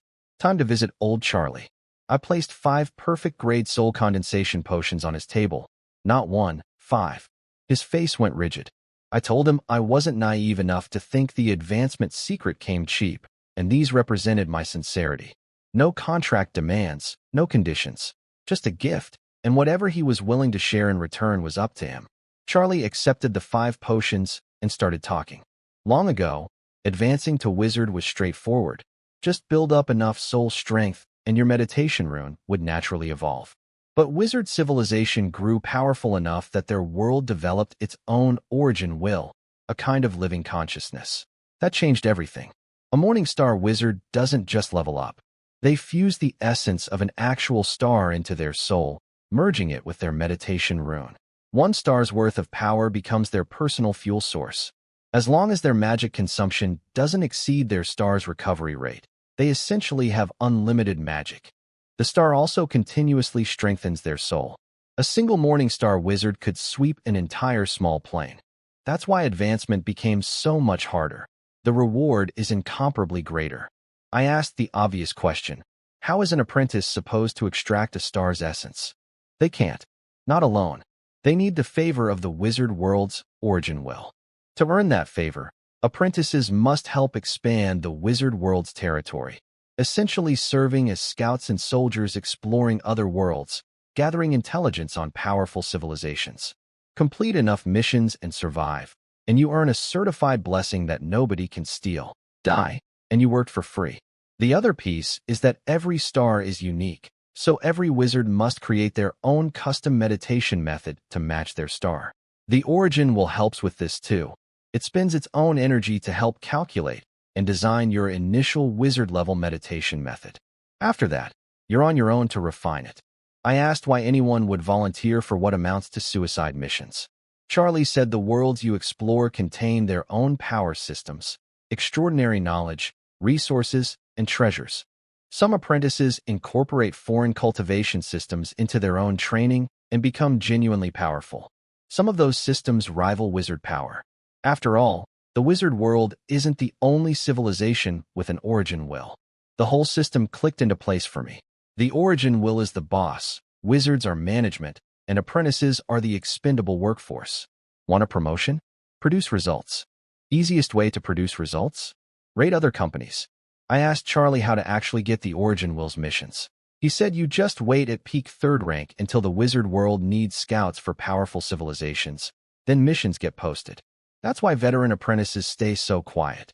The elite ones who've done these missions don't bother talking to regular apprentices, so the information never spreads. I'd been at a disadvantage without knowing this. I pushed for intelligence about these powerful worlds. Charlie wanted more payment, so I handed over another perfect grade soul condensation potion. He talked. Then I pulled out an even better one, a potion with extra quality enhancement, and told him to use it first, then come back with more goodwill to share. The old dynamic of favors was spent. Now I was the one dangling bait. Philori predicted he'd come back fast. She was right. Charlie showed up shortly after with a memory crystal full of his family's archived intelligence. Information originally from the core wizard world that cost serious money to copy. The crystal contained profiles on several supremely powerful civilizations, each with its own origin will, meaning they were on the same level as the wizard world. The mechanic civilization ran on technology, robot armies, interstellar warships, overwhelming force. Even Morningstar wizards had to dodge their steel floods. The bizarre world operated on rules. Creatures born directly from that world's origin will wielded fragments of rule-level power. Apprentices hated going there because rule-based attacks could kill regardless of strength. The locals were called ghost controllers. The cultivation civilization had a polished training system similar to wizards. Many apprentices and even wizards adopted their methods as secondary practices, especially for the extended lifespans. The only limitation was that spiritual energy only existed in worlds controlled by the cultivation civilization's origin will. The sequence civilization used special potions made from materials unique to their world. Charlie proposed we team up for an exploration mission together. He had connections to get mission invitations. He wanted us bound as allies. Same boat, same fate. I didn't answer immediately. I needed time to process everything and plan my next move. Charlie wanted us to go to the bizarre world together. He pitched it hard. Fewer apprentices willing to go means easier mission invitations. The world merit rewards are generous, and captured bizarres are valuable trade goods since wizards have developed methods to control them. Even wizards want them. I asked about the rule kill problem. He explained that most bizarres only carry a fragment of rule power, and a strong enough soul can resist the kill judgment. It won't negate the attack entirely, but it stops the instant death effect. They also need recovery time between rule attacks. With enough soul condensation potions to restore soul power, we could manage. I wasn't buying his partnership pitch, though. His eagerness to drag me along felt more about his own benefit than mine. I told him I'd rather buy the mission invitation outright and maybe look into other worlds instead. He started at 50 perfect-grade soul condensation potions. I countered with 10. He went to 30. I said 10. He dropped to 20. I said 10. He nearly lost it. We settled on 10 perfect-grade potions as payment, plus 10 regular potions as a bonus gift, plus I'd brew 50 more potions using materials he'd provide. His materials, my labor. In return, he gave me the mission invitation, the purchasing channels for future invitations, and even threw in direct soul spirit grass procurement channels. We both walked away thinking we'd fleece the other. He figured he was getting perfect-grade potions cheap before I learned their true market value. I knew abundance made brewing them trivially easy. Charlie delivered the materials fast, way more than agreed, especially soul spirit grass. He really wanted those potions. I brewed everything quickly but didn't rush to deliver. Perfect-grade potions take time and effort, after all. Meanwhile, I used ordinary soul condensation potions as currency to buy intelligence from other apprentices. Suddenly, everyone wanted to trade. Soul strength matters for every path: wizardry, cultivation, sequence powers, martial arts. So these potions were universally valuable. Apprentices with connections and information came out of the woodwork offering deals. My network expanded rapidly. Things went bad with old Charlie. I'd been quietly trading ordinary soul condensation potions to build my own connections, but Charlie was watching closely. He leaked my existence to the powerful factions in the academy, and soon their representatives came knocking, politely at first, then with increasing pressure. They wanted me working for them. The offers looked generous, but meant giving up my freedom. With my system secret, I could never risk being controlled by anyone. Then Charlie escalated. He revealed that I could brew potions even better than standard perfect grade. Now the factions shifted from persuasion to threats and coercion. I realized Charlie's true play. He was confident he could earn enough world merit in the bizarre world to advance to wizard, and he wanted me locked down as his personal potion supplier. Our friendship was just business after all. In the wizard world, only profit is eternal. The factions blocked all my channels for buying mission invitations to other worlds. They wanted to trap me here. Fine. I'd use Charlie's bizarre world invitation after all, but on my own terms. I went on the offensive. I posted 7 perfect-grade soul condensation potions on the Academy bounty board, trading only for powerful spell runes or magical tools. The whole Academy erupted. I scored 2 treasures. A substitute straw doll that automatically blocks 1 fatal attack below Morningstar level, and a blazing spirit rune that creates a soul-powered guardian spirit doubling as a soul shield. The spirit cost me 5 potions, the doll 2. Publicly, I kept desperately searching for mission invitations, making myself look trapped.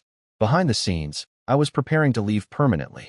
I crafted a massive custom spatial ring and filled it with every resource I could get: alchemy materials, potions, tools, knowledge crystals. I bought supplies in small batches from different factions, exploiting the fact that they didn't share intelligence with each other. My decision was made. Once I entered the bizarre world, I wouldn't come back until I'd earned enough merit to advance to wizard, or found passage to another part of the wizard world entirely. When the factions finally realized I was stockpiling for departure rather than settling in, their apprentice members were already swarming to trade with me, drawn by the soul condensation potions like sharks to blood. The leadership couldn't stop the feeding frenzy from below.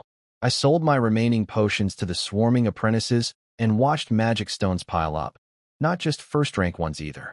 The factions realized I was planning to leave, but couldn't use force inside the academy without disgracing themselves. After I refused their final, friendly chats, they pulled strings to issue a mandatory mission order to force me outside where they could corner me. Too late. I activated the mission invitation Charlie had given me. The mandatory order was automatically canceled. The factions were stunned, turning on each other wondering who'd sold me the invitation. Charlie was waiting at the teleportation array, all smiles, talking about our partnership. I smiled back. He didn't notice the killing intent I was hiding inside. We arrived in a world belonging to the bizarre civilization, world number 7000077. The wizard world's origin will immediately loaded a task list. Missions included exploration, collection, and intelligence gathering. Most were worthless. Capturing 1 ordinary bazaar earned just 1 merit point, and I needed 10,000 to qualify for advancement. Charlie explained how it really worked. The ordinary bazaars, ghosts, as the locals call them, are born carrying a fragment of their world's rule essence. When you contribute captured ghosts to the wizard civilization, you're really handing over rule essence, which is what the origin will actually wants. That's why basic exploration and intel missions pay almost nothing. He also laid out how wizard civilization conquers worlds. Weak worlds without a civilization-level origin will get scouted, then raided by apprentices, then harvested by wizards. Worlds protected by a strong civilization's origin will get infiltrated slowly. Apprentices gather intelligence first, then wizards strike when the time is right. Everything runs on cost-benefit analysis. Then Charlie revealed his real objective. He asked me what spell rune wizards desire most. I thought about it. Wizards can only hold so many runes, and even temporary rune construction takes precious seconds in combat. The answer was something that lets you instantly cast any spell without building the rune first, like the cultivation world's speak, and it happens ability. Charlie confirmed it.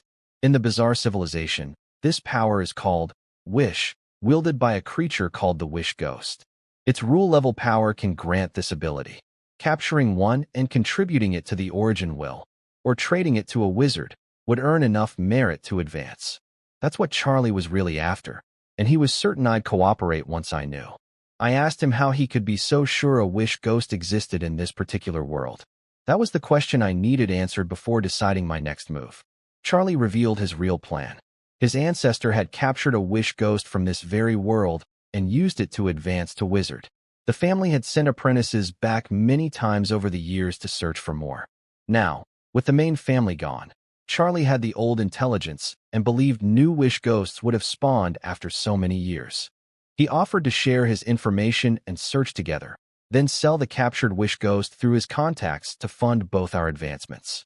I asked whether his ancestor had sold or donated his Wish Ghost. Charlie went silent. We both knew the answer. Holding something that valuable without the strength to protect it was suicide. His ancestor must have donated it to the origin will immediately. I told him we'd each go our own way from here. He stared after me, but didn't try to stop me. I rode Philori to a main road and waited. After 2 days, a merchant caravan came along using ox-like creatures for transport. I changed my clothes to match local styles, set up a merchant's box on Philori's saddle, and approached slowly. The civilization here resembled my old world's ancient society. I activated a temporary language comprehension rune and instantly learned the local tongue. When a caravan scout found me camped nearby, I posed as a traveling merchant named Lin In, a fake name, since in a world of bizarres, giving your real name could be a death sentence if some ghost had a true name-killing ability.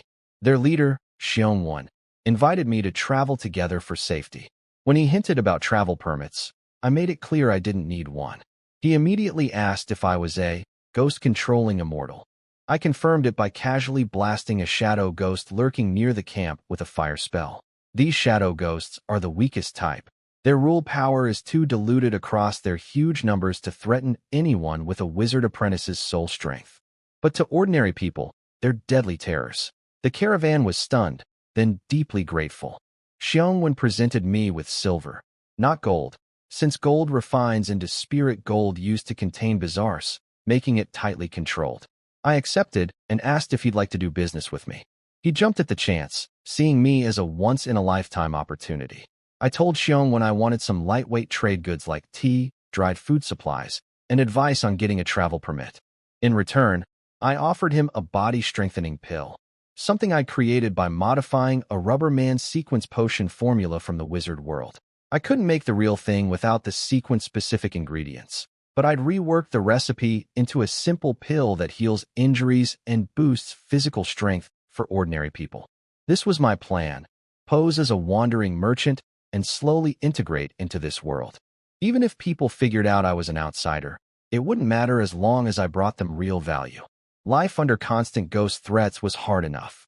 Nobody except the very top leaders truly cared about outsiders if those outsiders could help. Xiong tried to save the first pill for his family rather than use it himself. I like that. I gave him a whole bottle of 7 pills and told him to take the first one so he could vouch for the effects. He nearly dropped to his knees in gratitude. After swallowing it, his old injuries vanished, and he could lift cargo boxes he'd never managed before. The whole caravan stared with envy. He told me the county magistrate in Dream Spirit County, a man also named Xiong, clearly a relative, could issue me a local travel permit covering the Sea Spirit City region. I thanked him and stayed quiet for the rest of the journey, keeping distance from everyone except Xiong. Giving out gifts too freely would cheapen my value as an immortal. Meanwhile, old Charlie was taking a very different approach. Instead of blending in, he went straight to soul-searching, ripping memories from anyone he encountered, from commoners to ghost controllers. He killed a low-level ghost controller, absorbed their knowledge of local intelligence networks, and planned to infiltrate their trading markets for information about wish ghosts. After killing the controller, the sealed shadow ghost inside broke free and attacked him with residual killing intent. Charlie managed to seal and capture it, but it took effort. In this world, nobody destroys bazaars completely since they're embodiments of rule power. They're worth more sealed, either for strengthening other ghosts, trading, or contributing to the wizard civilization's origin well. I noted something important about ghost controllers. Every time they use their ghost's power in battle, the sealed bazaar inside them gradually awakens, eventually triggering a rule-kill judgment against them. It's a dangerous profession by nature. I got my travel permit easily in Dream Spirit County thanks to Xiong Wen's connections with the local magistrate, who turned out to be a relative. I declined the magistrate's dinner invitation and explored the county town instead. It was pretty basic, about what you'd expect from an ancient society, despite having ghost controllers as their supernatural class. This world was a planet with many dynasties. I was in the Qin dynasty, one of the stronger ones. Interestingly, every dynasty here collapses roughly every 1,000 years like clockwork. I wanted to know more about that pattern. I couldn't find any ghost controllers willing to approach me in the county, so I headed for Sea Spirit City instead. Along the way, I casually captured a shadow ghost and sealed it in a small spirit gold bottle. Even this weakest type of bazaar impressed me. A ghost controller using one could turn into shadow, something even wizard apprentices struggle with. Rule power, even a tiny fragment, was genuinely formidable. Philori kept asking through our soul link when we'd get to eat something good. I promised her a feast at the city. At Sea Spirit City's gates, I rode Philori straight through the VIP entrance meant for nobles and ghost controllers. The guards didn't dare stop us. One new guard asked why they didn't check my permit, and a veteran told him that anyone who walks through that gate could split him in half. Their job was to shake down the commoners at the regular entrance, not challenge people like me. I found the biggest restaurant in town. They set us up in a private courtyard that could accommodate Philori. Then Philori went absolutely wild. She devoured everything, using her wings to hold chopsticks and bowls with impressive dexterity. Dish after dish disappeared. The kitchen staff was running ragged trying to keep up. When the bill came, my 100 silver note wasn't enough. I handed over nearly 1,000 taels in total, everything Xiongwen had given me. Still not enough. The waiter nervously explained that some dishes required payment in gold. In this world, gold is tightly controlled because it refines into spirit gold used for sealing bazaars, making it extremely precious.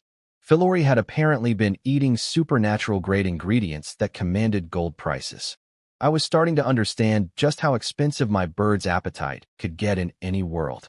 Philori had eaten everything the restaurant had, every dish except what belonged to other customers. The total bill came to 3,000 silver taels and 10 gold taels. In this world, 1 gold tael equals 100 silver and is nearly impossible to buy, since gold refines into spirit gold for sealing bazaars. I scolded Philori gently. She just batted her eyes and acted cute.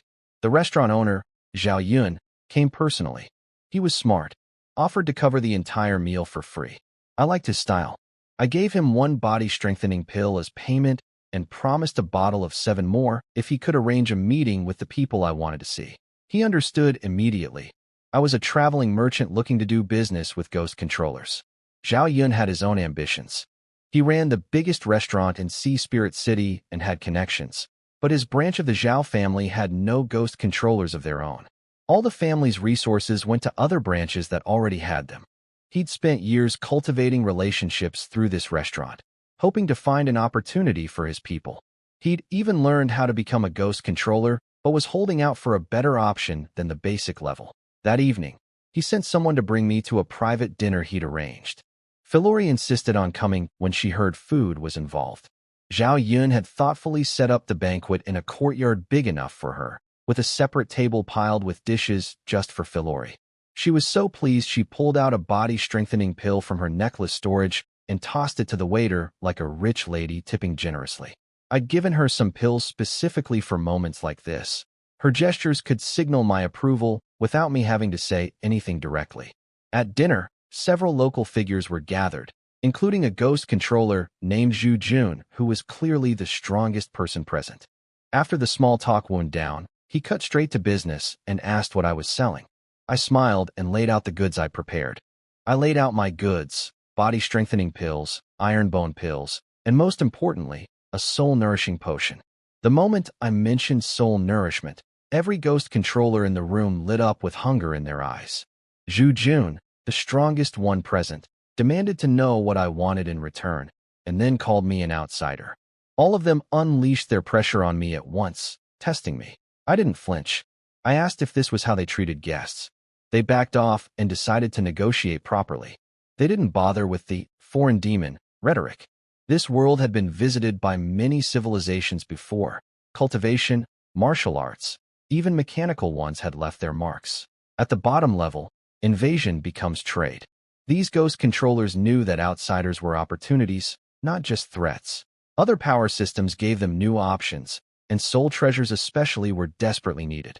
Ghost controllers fight by opening a ghost domain, a zone powered by their sealed bazaars. The stronger their soul, the wider the domain and the longer they can maintain it. But every time they use their ghost's power, the sealed bazaar slowly awakens toward a rule-kill judgment. Lose that judgment, and the ghost breaks free, kills you, and rampages. A stronger soul means suppressing more powerful ghosts and controlling more of them. That's why soul-strengthening items were like gold to these people. To demonstrate, I poured a tiny amount of the soul potion into a pitcher of water, stirred it, and shared cups with everyone. They looked annoyed at how stingy I was being, but they drank eagerly anyway. Zhu Jun's reaction was the strongest. He'd been carrying a soul injury from a recent battle that was weakening his control over his ghosts. Even that diluted sip started healing it. He realized that a full bottle could restore him completely. He looked at me with absolute determination and asked what I wanted. I told them: ghost controller techniques, secret methods, potion recipes, and most importantly, intelligence about bazaars with special abilities. The ghost controllers reacted exactly as I expected. They didn't care about betraying their world's secrets. They'd seen outsiders from other civilizations come and go for generations. The upper classes traded just as freely, so why shouldn't they? Zhu Jun moved first and fastest. He put everything on the table: the secret behind why dynasties collapse every 1,000 years, his ghost controller techniques and methods, a recipe for a soul-nourishing pill called the Yuan Spirit Pill that he'd never found an alchemist skilled enough to make, plus all the rare ingredients for it. Everything he had except his family's core treasures. I made a show of being impressed by his sincerity, then pulled out one ordinary soul condensation potion. I offered it to him on the condition he'd drink it right there as a public demonstration. He agreed without hesitation, asked the others to guard him, and fell asleep.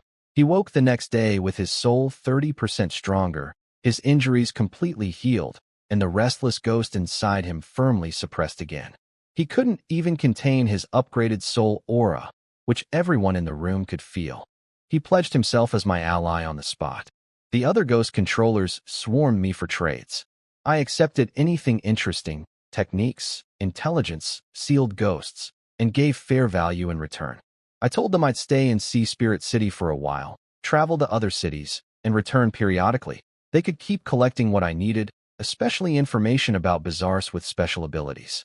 If someone brought me a sealed special ghost, the reward would be generous. Then I turned to Zhao Yun and pulled out another soul condensation potion. His eyes nearly caught fire. I asked him to set me up with a quiet courtyard, alchemy equipment, and regular food deliveries for Philori. He practically tripped over himself agreeing. Zhu Jun, watching all this, offered me a premium alchemy furnace he'd been saving. I invited him over later, promising he'd be satisfied. Philori had been eating non-stop since last night's banquet straight through to this moment. I teased her about having no shame. She informed me through our soul link that she was an elegant, beautiful, sophisticated lady bird who simply happened to never gain weight. So why shouldn't she eat? That night, I told Philori to stand guard and deal with anyone who came snooping. As expected, the local powers sent people to test my strength. By morning, Philori had torn them all apart. The ghost controllers who'd been so polite at dinner had been watching from a distance the whole time, ready to either rob me or play savior, depending on how things went. Philori's display of raw power crushed any thoughts of getting closer. Word spread fast. Ghost controllers from all over Sea Spirit City came wanting to trade. Then the real boss showed up, Su Fan, the city lord, a second-rank ghost controller equivalent to a Morning Star wizard. I put on my humblest face and presented him with a perfect-grade soul condensation potion as a greeting gift. He was surprised by my generosity and officially sanctioned my trading activities in the city. He warned me not to cause trouble, traded with me at very favorable prices for himself, and left satisfied. Once he was gone, I dropped the submissive act. I'd overpaid to buy safety, but I'd earn it all back. I turned my attention to the Yuan Spirit Pill recipe from Zhu Jun. With comprehension, I fully understood the formula and even deduced the properties of each ingredient. My first batch was rough, 3 pills with 1 spirit line each. By the second batch, I'd already adjusted to the local materials and produced 5 pills, the standard maximum per batch. I kept experimenting. By my 5th or 6th batch, I was producing 5-line pills through pure skill alone. The scale goes up to 9 lines for perfection. I felt the limitation was the ingredient quality rather than my technique. So on the next batch, right before completion, I activated abundance with a quality boost 7 times. Out came 5 9-line Yuan Spirit pills radiating soul power, so dense it nearly overflowed. They were actually stronger than normal 9-line pills since the 7 times boost exceeded what was needed. I'd only use quality boosts here, never quantity. No telling what abilities these ghost controllers might have for detecting things. I could pass off exceptional quality as genius alchemy skills. A reputation as a brilliant pill maker was the perfect cover. Philori eyed the pills hungrily, sensing the soul-strengthening energy inside them. I told her to wait. We'd only use the very best. Meanwhile, the city was about to be shaken by what I could produce. Su Fan came back when he heard about the Yuan Spirit pills. He stared at them in disbelief and asked if I'd really made them myself. Su Fan was impressed. He called me a true genius alchemist and even invited me to stay in this world permanently. I just smiled without answering. He offered me a deal. He'd provide materials for a pill called the Source Soul Pill, 10 batches worth. I just needed to give him 1 batch back and could keep the rest. If I performed well, he'd give me a travel pass valid across the entire Qin dynasty, plus access to his collection of secret books. The more pills I produced, the more books I'd get. He left me a book called The 1,000-Year Secret of Dynasties. It was far more detailed than anything Zhu Jun had shared. The secret was this. Ghost controllers need longevity ghosts to extend their lives. The highest-ranked controllers in this world are 3rd rank, equivalent to a radiant moon wizard. Their longevity ghosts can only produce fruit, granting 1,000 years of life at most. So every 1,000 years, when the dynasty's rulers die of old age, the whole system collapses into war. The chaos and mass death generate the life force needed to cultivate new 3rd-rank longevity ghosts for the next dynasty. Worse, the 3rd-rank longevity ghosts get harvested by beings from the upper realm, higher-dimensional powers who treat this world like a farm. That's why everyone was stockpiling soul-strengthening treasures ahead of the coming upheaval. The Qin dynasty was already 977 years old. Chaos was close. This got me thinking hard. Why did separate kingdoms exist instead of one unified empire? In a world with supernatural power, unification should be easy. Then it clicked. What if each kingdom was secretly controlled by a 4th-rank ghost controller, someone equivalent to a Starfall wizard? Someone who'd used a wish ghost to hide their existence, then wished their longevity ghost to 4th rank, gaining enough lifespan to slowly cultivate to 4th rank themselves? Each kingdom would be a puppet state for its hidden 4th-rank master, endlessly farming life force through cyclical wars. That would explain everything. Why no empire exists, why the dynasties keep repeating, and why old Charlie's ancestor found a wish ghost here. I started cross-referencing the timeline of Charlie's ancestors' rise with this world's historical records, looking for patterns. But information about anything above the kingdom level was heavily suppressed. These hidden rulers had locked down their secrets tight. Years passed as I traveled between kingdoms, trading pills, and collecting sealed ghosts to earn world merit.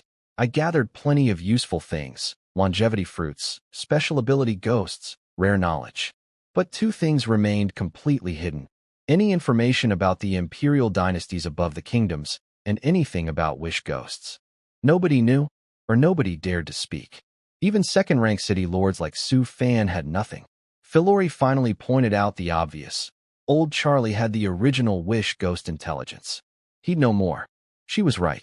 I'd been tracking his movements since we split up. His secret killings hadn't been secret from me at all. I'd just avoided him because working with Charlie was like negotiating with a tiger. I weighed my options. Keep grinding merit slowly and safely, or chase the wish ghost for a massive shortcut. For now, I chose patience. The Qin dynasty was nearing its 1000th year, and signs of collapse were everywhere. People were selling longevity fruits, previously unthinkable, because the factions needed soul treasures for the coming war more than extra lifespan. The dynasty's third-rank longevity ghost controller was clearly running out of time. Then Charlie appeared on the road ahead, waiting for me. He invited me to cooperate again. I asked why he wasn't hunting his wish ghost.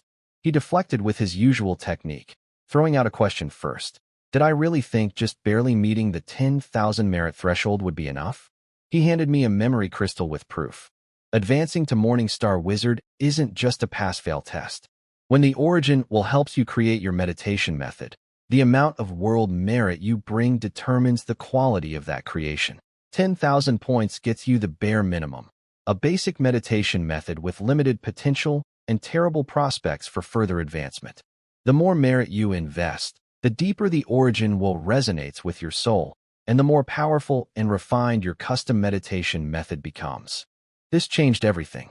Scraping together just enough merit meant becoming the weakest possible wizard with a dead-end cultivation path. I needed far more than 10,000 points for a method worthy of my ambitions. Charlie's revelation about world merit quality changed my calculations. But I pushed back. Even if there were multiple wish ghosts, I needed more from him first. I demanded intelligence about the imperial dynasties and the longevity ghosts. He resisted, wanting my full focus on the wish ghost hunt. But I held firm. We negotiated and signed a soul contract. He'd find the first wish ghost without me interfering, but within a time limit. If he failed, I could try. And if a second wish ghost existed, he couldn't compete for it. He also had to give me the Imperial Dynasty intelligence. Charlie then explained his plan. Wish ghosts are born from the collective wishes of suffering people during times of upheaval. A newborn one is easy to capture, but it grows stronger by feeding on those wishes. The method to find one was simple. Use a secret technique to collect people's wish power, which acts as bait that attracts wish ghosts. The Qin dynasty's collapse had already begun. People's desperate wishes were intensifying, making collection easy. Charlie and I split up to search separately. I knew he was holding something back about the secret technique, but I had my own plans too.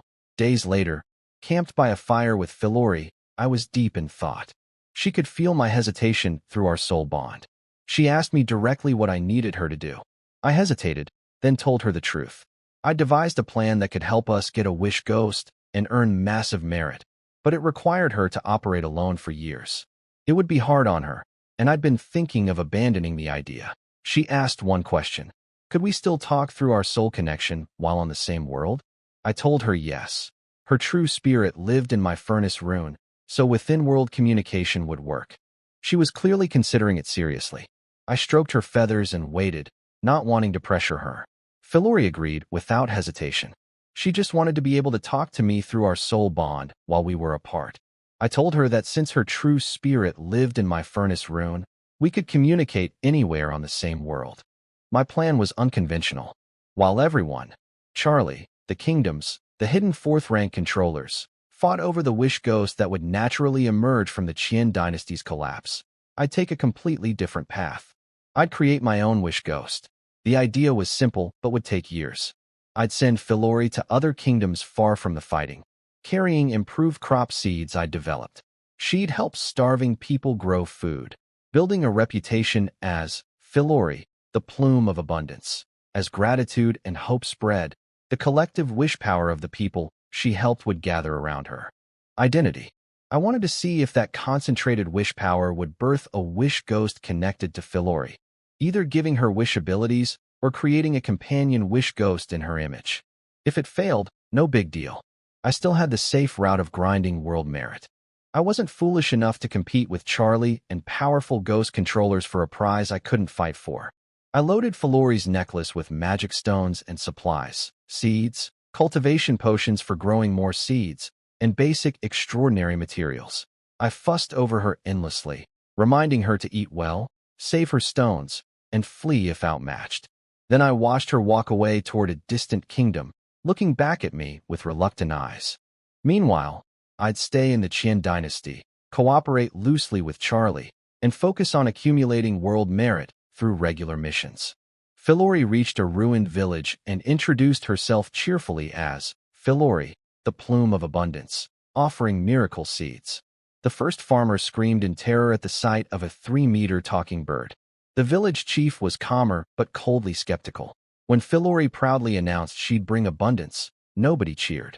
They stared with hollow, distrustful eyes. The chief politely told her they didn't need help and would manage on their own, clearly afraid that accepting gifts from a powerful creature would only bring worse trouble later. Philori stood there, deflated. Her grand entrance hadn't gone the way she'd imagined at all.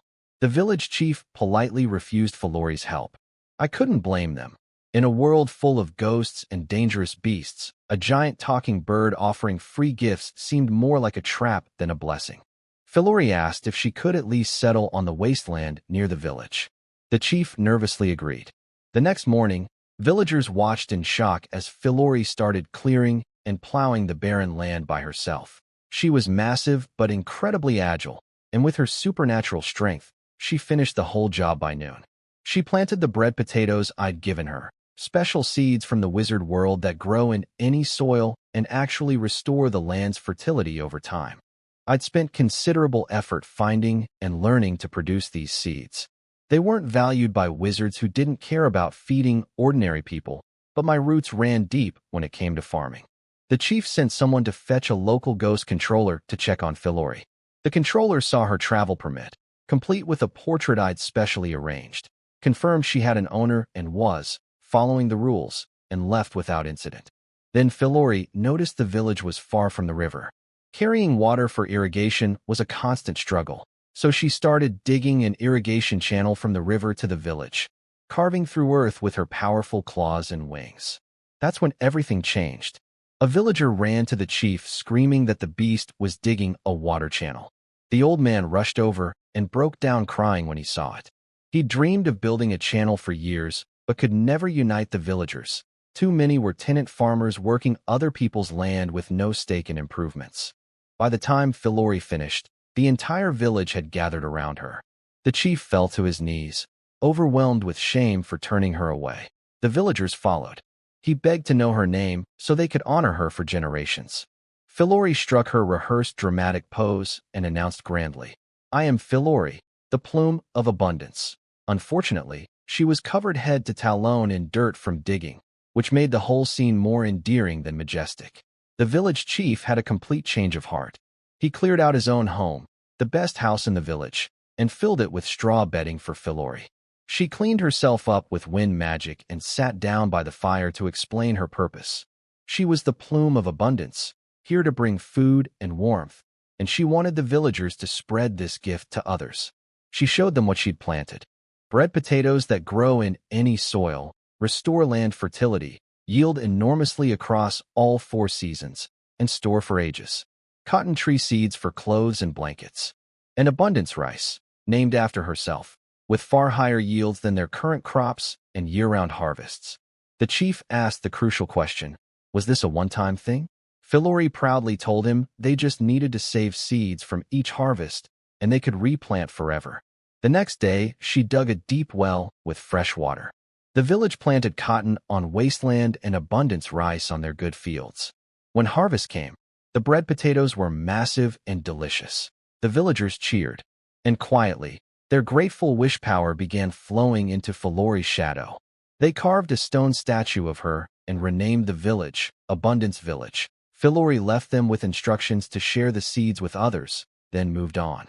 She followed my strategy, rural encirclement, using each successful village as proof to win over the next. It worked. Her reputation spread. The upper powers in the kingdoms noticed, but left her alone. She wasn't touching politics or threatening anyone's power. She was just feeding people. But not everyone was kind. A second-rank ghost controller attacked her, calling her just a lowly beast. He stole her necklace, only to find nothing inside but seeds and growing solution. She'd already eaten all the magic stones. Philori fled using light elementalization, came back to me for resupply, and set out again, without any storage necklace this time. Just a pack on her back. She was killed many times after that. Ghost controllers cut her down in front of the very villagers she'd helped. Each time she reformed through my furnace rune and marched right back, cheerful and defiant. To the common people who watched her die and return, she became something more than the plume of abundance. They called her the eternal, undying Divine One. The powerful knew it was just a strong revival ability, but ordinary people didn't. To them, she was truly immortal, a sacred being who kept coming back no matter what, always carrying seeds, always ready to help. The common people came up with their own explanation for why Philori couldn't fight the ghost controllers. She'd poured all her divine power into the seeds to feed them, leaving nothing for battle. But she was eternal and would always return. They believed this completely after watching her come back from death over and over. The ghost controller who'd stolen her necklace actually came back and returned it with everything still inside. He asked Philori what was the point of helping people who didn't even know their lifespans were being harvested by longevity ghosts. Philori just laughed and said, "You wouldn't be asking if you didn't care." He left without another word, and after that, the harassment from ghost controllers stopped entirely. Philori wasn't hurting their interests, and her work actually helped stabilize their territories. Her name spread across kingdoms. Temples to the goddess of abundance appeared everywhere, carved with her chubby bird likeness. People erected eternal tablets in her honor. What the powerful ghost controllers didn't realize was that something different was happening with Philori compared to their own failed attempts at creating gods. They tried similar things throughout history, performing miracles, accepting worship, but the wish power generated was always impure, driven by selfish desires. It never coalesced into anything useful. That's why they dismissed what Philori was doing. But Philori's approach was fundamentally different. She wasn't performing miracles from on high. She was a clumsy, dirt-covered bird digging wells and planting potatoes alongside the poorest people.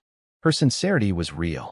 The gratitude she received was pure, not worship born of fear or greed, but genuine thankfulness from people who could finally eat. Something unprecedented was forming in Philori's shadow.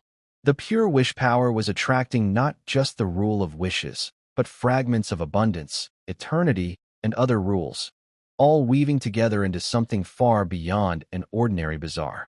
Not a ghost with one sliver of rule power, but a convergence of multiple rules.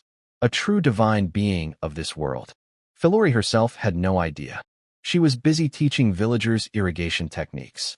Meanwhile, I kept working my own angle in the Qin dynasty, using my reputation as a genius alchemist to become a valued guest among competing factions.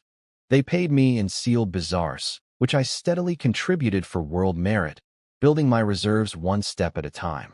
Charlie kept meeting me, frustrated that I hadn't found any wish ghost leads. I played it cool. This dynasty was huge. These things take time. He was getting desperate because a grown wish ghost would be too powerful to capture. Meanwhile, I was happily coasting. Charlie's frantic searching drew all the attention from ghost controllers, keeping their eyes off me. He was my perfect cover. The Qin dynasty's chaos deepened, but in an unexpected way. Philori's plume of abundance reputation had reached even here. Her high-yield crops spread so widely that the planned famine-driven rebellion fizzled out. Starving peasants were supposed to be conscripted into wars that would harvest life force for longevity ghosts and potentially birth a wish ghost. But people weren't starving anymore. The powers behind the scenes adapted. They switched from famine to a succession crisis. The old king died without naming an heir. Princes each claimed legitimacy, and factions chose sides. Ghost controllers from other kingdoms flooded into the Qin dynasty, drawn by the chance to grab wish ghosts or new longevity ghosts. That's when my comfortable position collapsed. My reputation as a genius alchemist had been an advantage during peacetime. Everyone wanted to trade with me. Now it became a cage. The competing factions didn't want to trade anymore. They wanted to own me. Control my pill production as a strategic resource. I was trapped in a city under martial law. They kept sending materials for me to brew pills, deliberately overpaying with extra ingredients rather than real treasures, because if they killed me later, they'd get the pills back anyway. Real treasures might get used up. I pushed back. When the next delivery arrived, I refused to accept the usual terms. I told them to send someone with real authority and bring genuine treasures, or I'd prioritize whoever offered better deals. Competition was my weapon. Their leaders debated what to do with me. They figured they could give me copies of non-critical books first, then sealed ghosts later.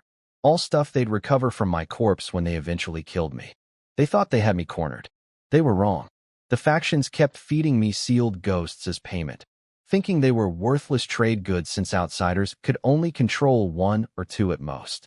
They had no idea I was immediately offering every single one to the wizard civilization's origin will for world merit points.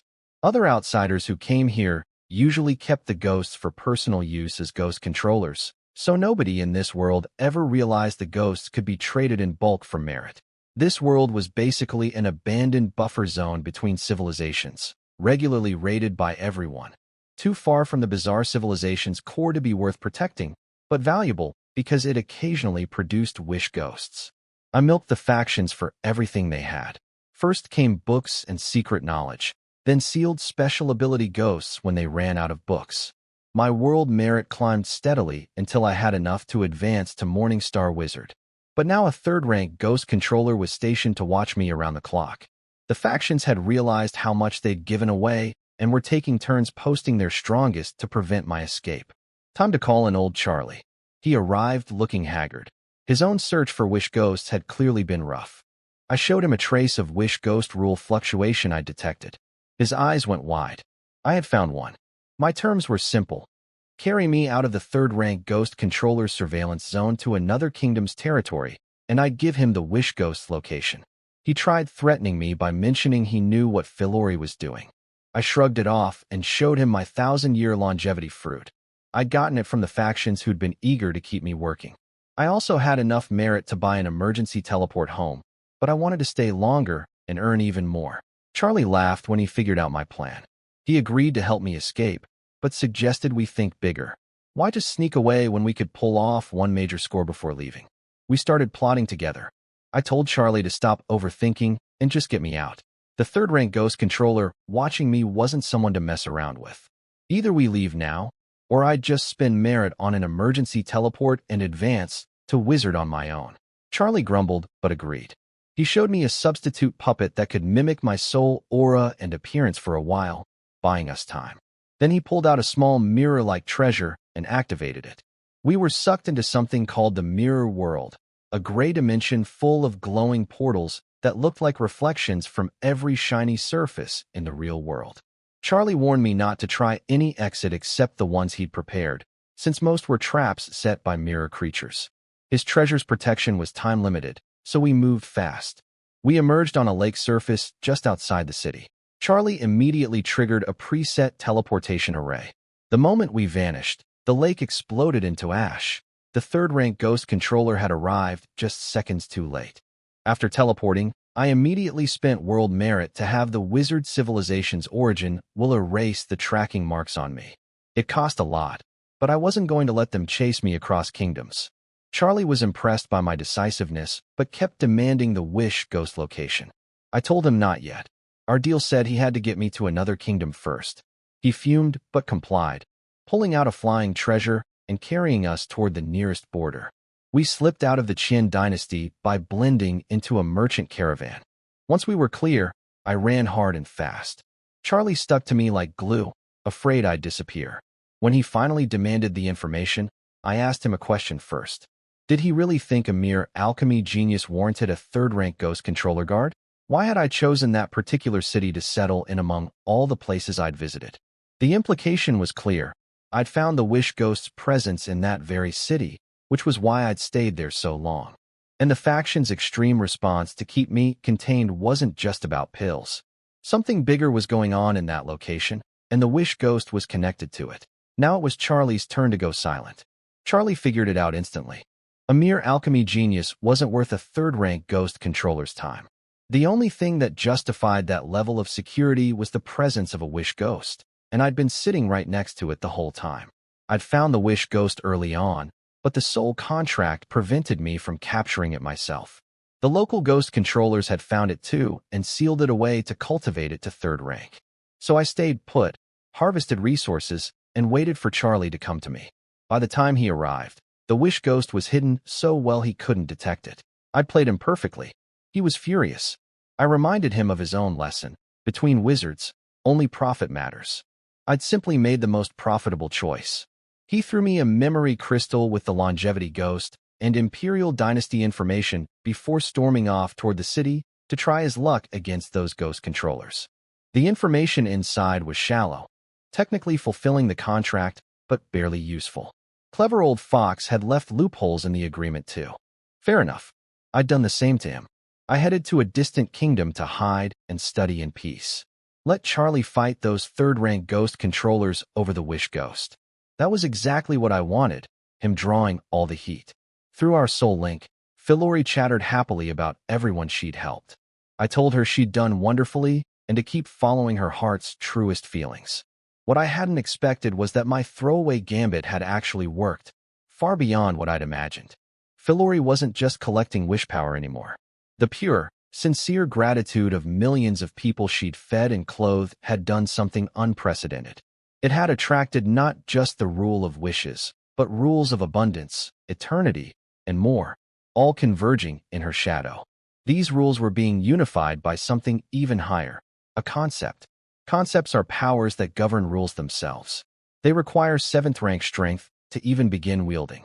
Philori was still just an apprentice-level creature. Yet the concept of eternal plume of abundance was forming around her, a divine mantle that brought hope, prosperity, the power to grant wishes, and the ability to purify bazaars. It was like a lowly forest spirit accidentally ascending to an empty heavenly throne. The power was real, but came with chains. The concept was trying to reshape Philori's mind, telling her that a true divine being couldn't have a master. She needed to break free from me and rule this world as its sacred sovereign. I felt the change in her soul, and I realized with growing dread that I could no longer call her back or stop what was happening. I missed having Philori beside me while I studied in hiding. Through our soul bond, she kept chattering happily about her work, and I could feel the changes in her soul growing stronger every day. Meanwhile, Charlie had retreated from the Qian dynasty after failing to get the wish ghost. Those ghost controllers were cultivating it to 3rd rank. Someone among them wanted to advance to 4th rank. Charlie couldn't compete and grudgingly started grinding regular world merit missions as a backup plan. I learned more about how wish ghosts actually work. Every wish triggers a rule-kill judgment on the wisher's soul. Wishes within your own rank just test your current soul strength. Wishes above your rank hit you with the corresponding higher rank judgment. The wish ghost can only grant wishes 1 rank above its own level. Nobody would risk making wishes for someone else, especially beyond their own power. That's why those ghost controllers were pouring treasures into the uncaptured wish ghost to raise it to 3rd rank before sealing it. Capturing it first would mean needing wishes to level it up, and nobody wanted that cost. Far more alarming was what was happening with Philori. The concept of eternal plume of abundance had made her terrifyingly powerful without her even realizing it. 3rd-rank ghost controllers sent someone to test her, and the result was staggering. The testers 3 sealed bazaars, creatures that normally fight to break free, felt such overwhelming fear from the concept's higher-dimensional pressure that they voluntarily went back to sleep and submitted. The ghost controllers couldn't even control their own ghosts near Philori. The 3rd-rank controllers decided to just steer her away from the Qian dynasty where their precious wish ghost was being cultivated, and leave her alone otherwise. Philori had no idea how strong she'd become. She was still happily digging irrigation ditches alongside villagers. Then something incredible happened. She spoke her wishes aloud, and the world obeyed. Water channels carved themselves. Crops grew to harvest in moments. Sickly villagers became strong and healthy. It was like the speak and reality follows ability that wizards dream of, manifesting naturally through the concept's power. The villagers fell to their knees praising her. Philori felt satisfied but also confused. She told them to carry on and sat down to think.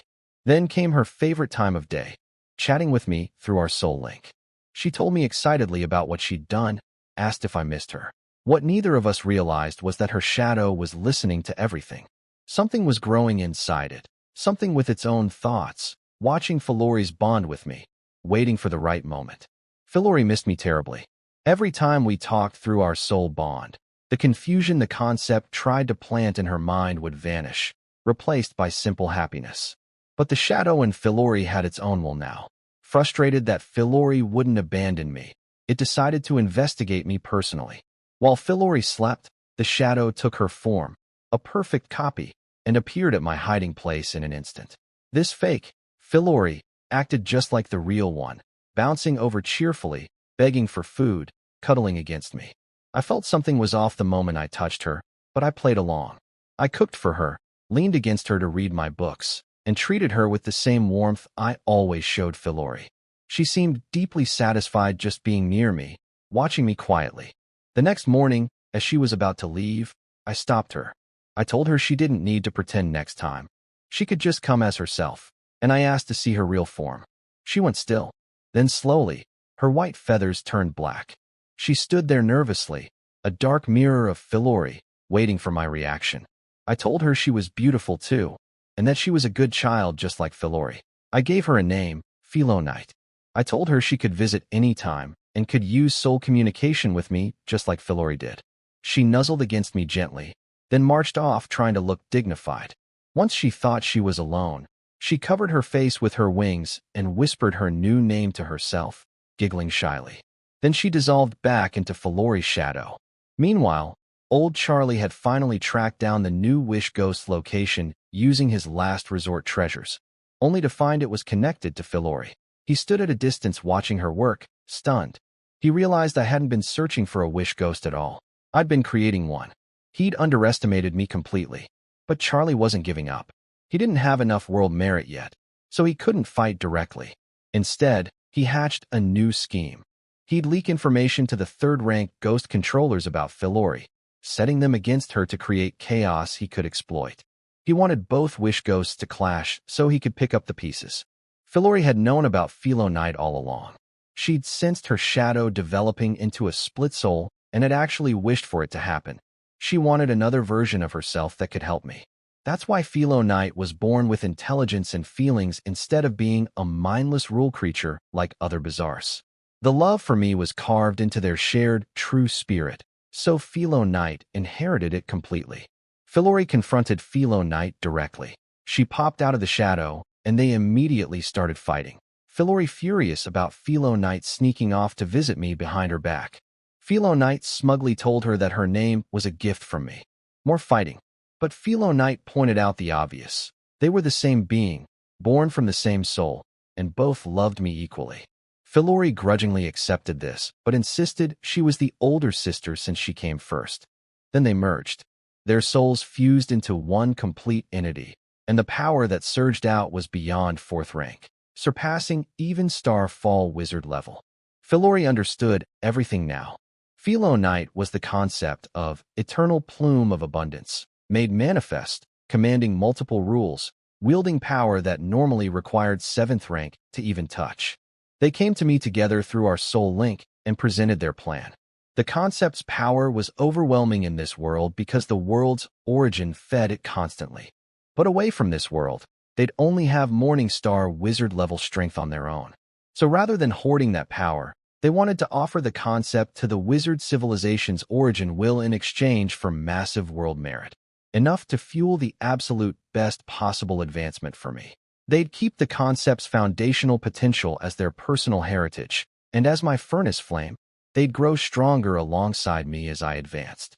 I teased Philori, saying she probably created Philonite just to have someone smarter do the planning for her.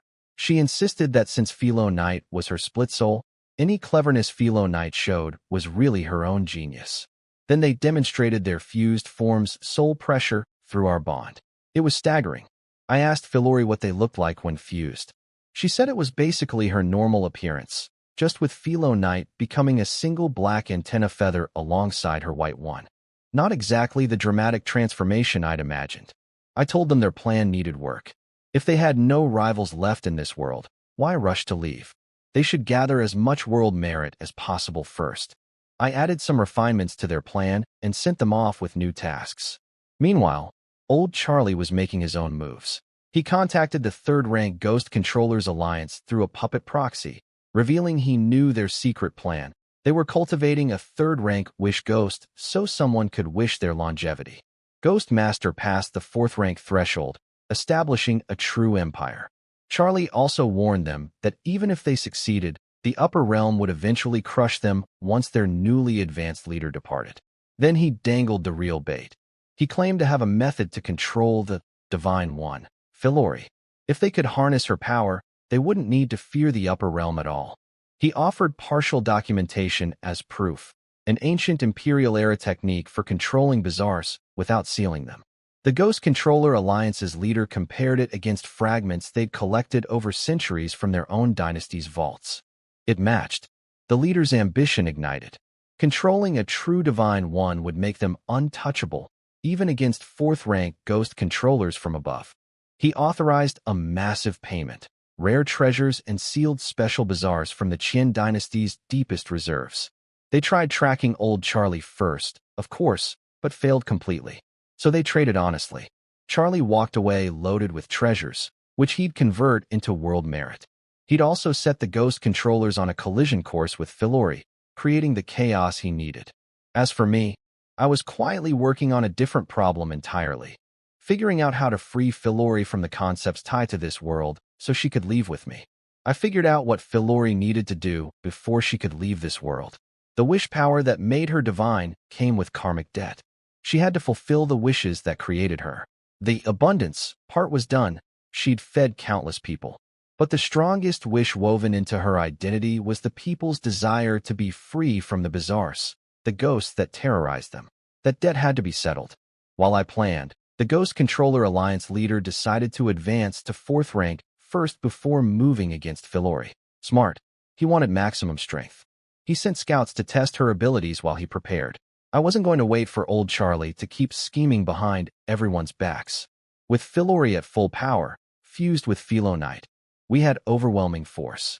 So I used it. We found Charlie and Philori locked everything down. No teleportation. His powers sealed. His escape treasures neutralized.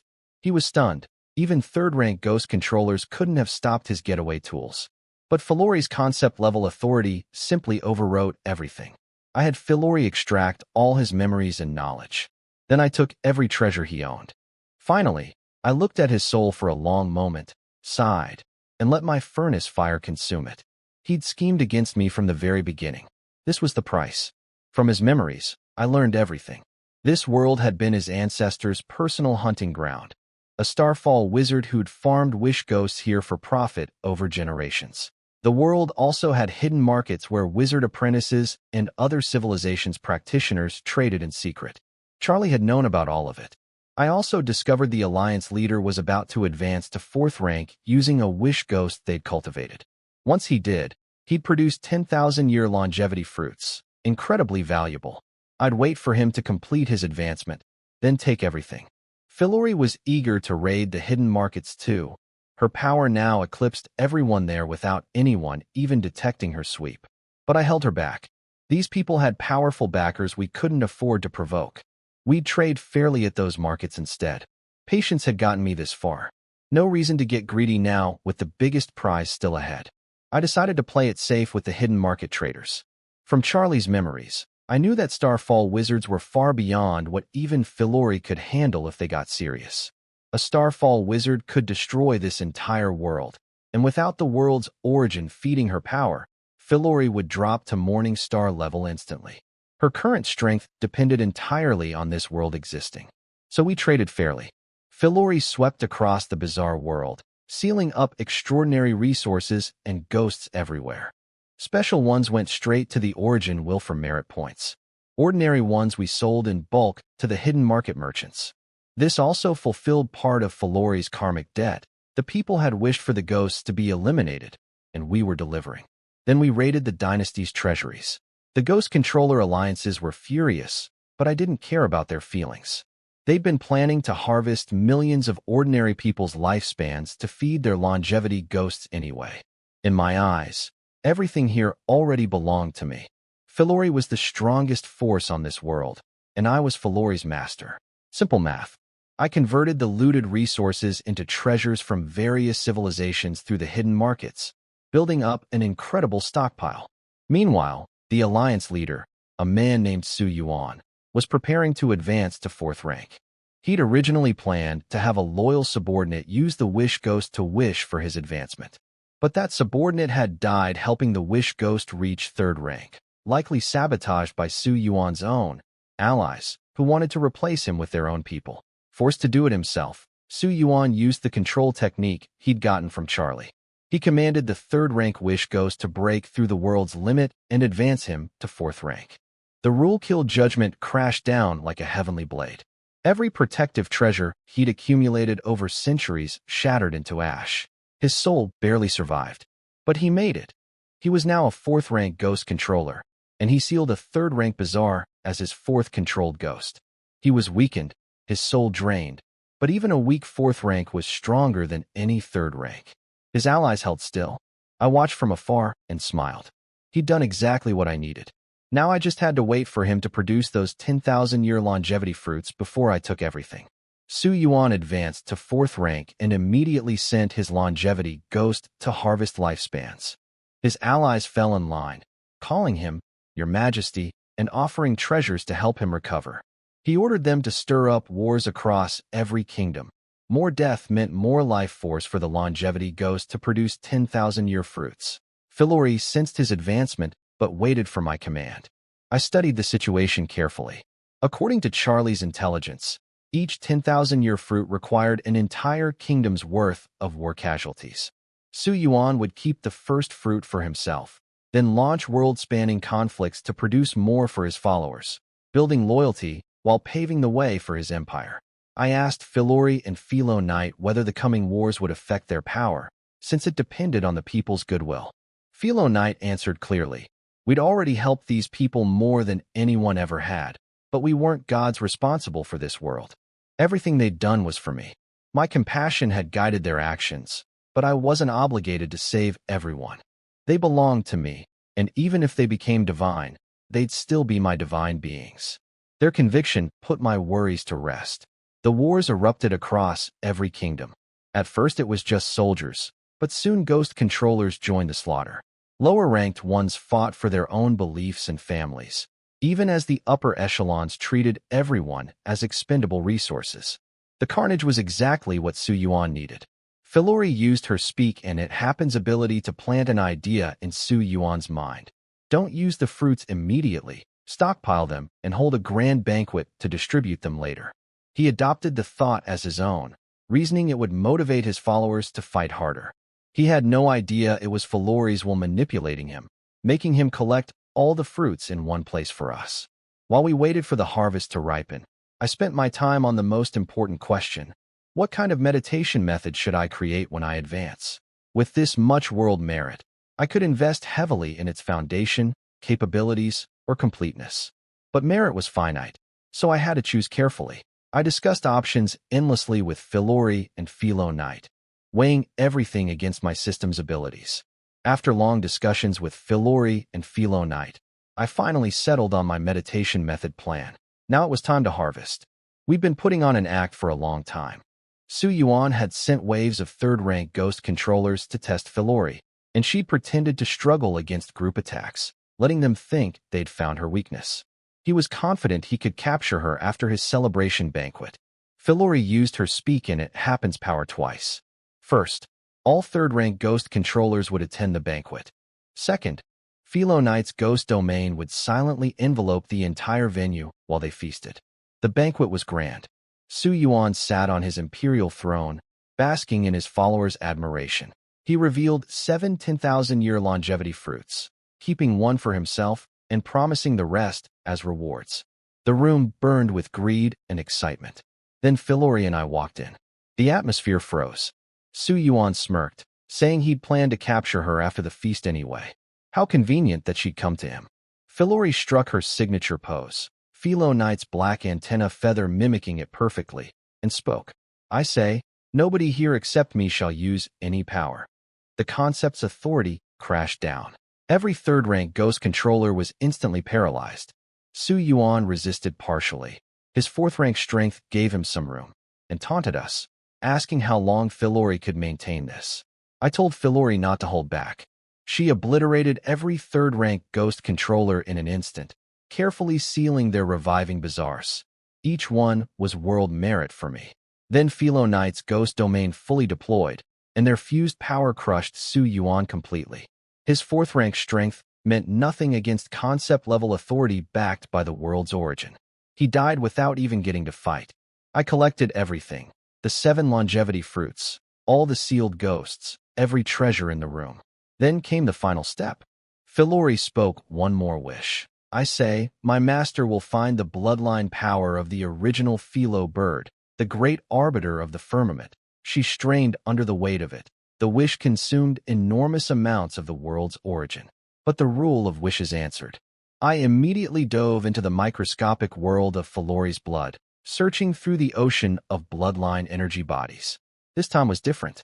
Guided by the wish's power, I felt Philori calling to me, pulling me towards something specific. Following the wish's guidance, I found it, a tiny, unremarkable bloodline energy body. A small sleeping philo bird with 7 colorful antenna feathers on its head, looking adorable. Compared to even second-rank philo bird bloodlines nearby, it seemed utterly ordinary. But this was the original philo bird, the arbiter of the firmament. I had a choice. Take more quantity for easier potion making later, or boost quality for something truly extraordinary. I chose quality. I activated abundance and got a 10 times boost. The sleeping bloodline awakened. Those 7 feathers blazed with brilliance. This bloodline was no longer just the original philo birds. It had become something uniquely Philori's, something that could surpass the original. I carefully cultivated it with bloodline essence potions and stored it safely. Then I began the grand contribution. I offered everything to the wizard civilization's origin will, all the sealed bazaars, treasures, and resources. Since Philori effectively controlled this world, I was recognized as its master, eligible to trade even the world's origin itself. I traded away all of Philori's rule powers for world merit. Her overwhelming strength drained away, leaving only a single thread of the eternal plume of abundance concept as her personal heritage. The origin will wanted that too, but I refused. I requested advancement to Morningstar Wizard. The origin will teleported me to the advancement grounds, a vast sea of stars. Each one could provide a star essence, but quality varied enormously. Better stars cost absurd amounts of merit. I resisted temptation and chose a reasonable star. The real investment had to go into my meditation method. I poured every remaining point of world merit into the method's foundation and depth, asking the origin will to evolve my furnace meditation method with maximum underlying potential rather than rushing ahead to higher ranks. Then came the creation state. My consciousness merged with the origin will itself. For a brief moment, I held the entire accumulated knowledge of wizard civilization in my mind. I could build anything I imagined, within limits.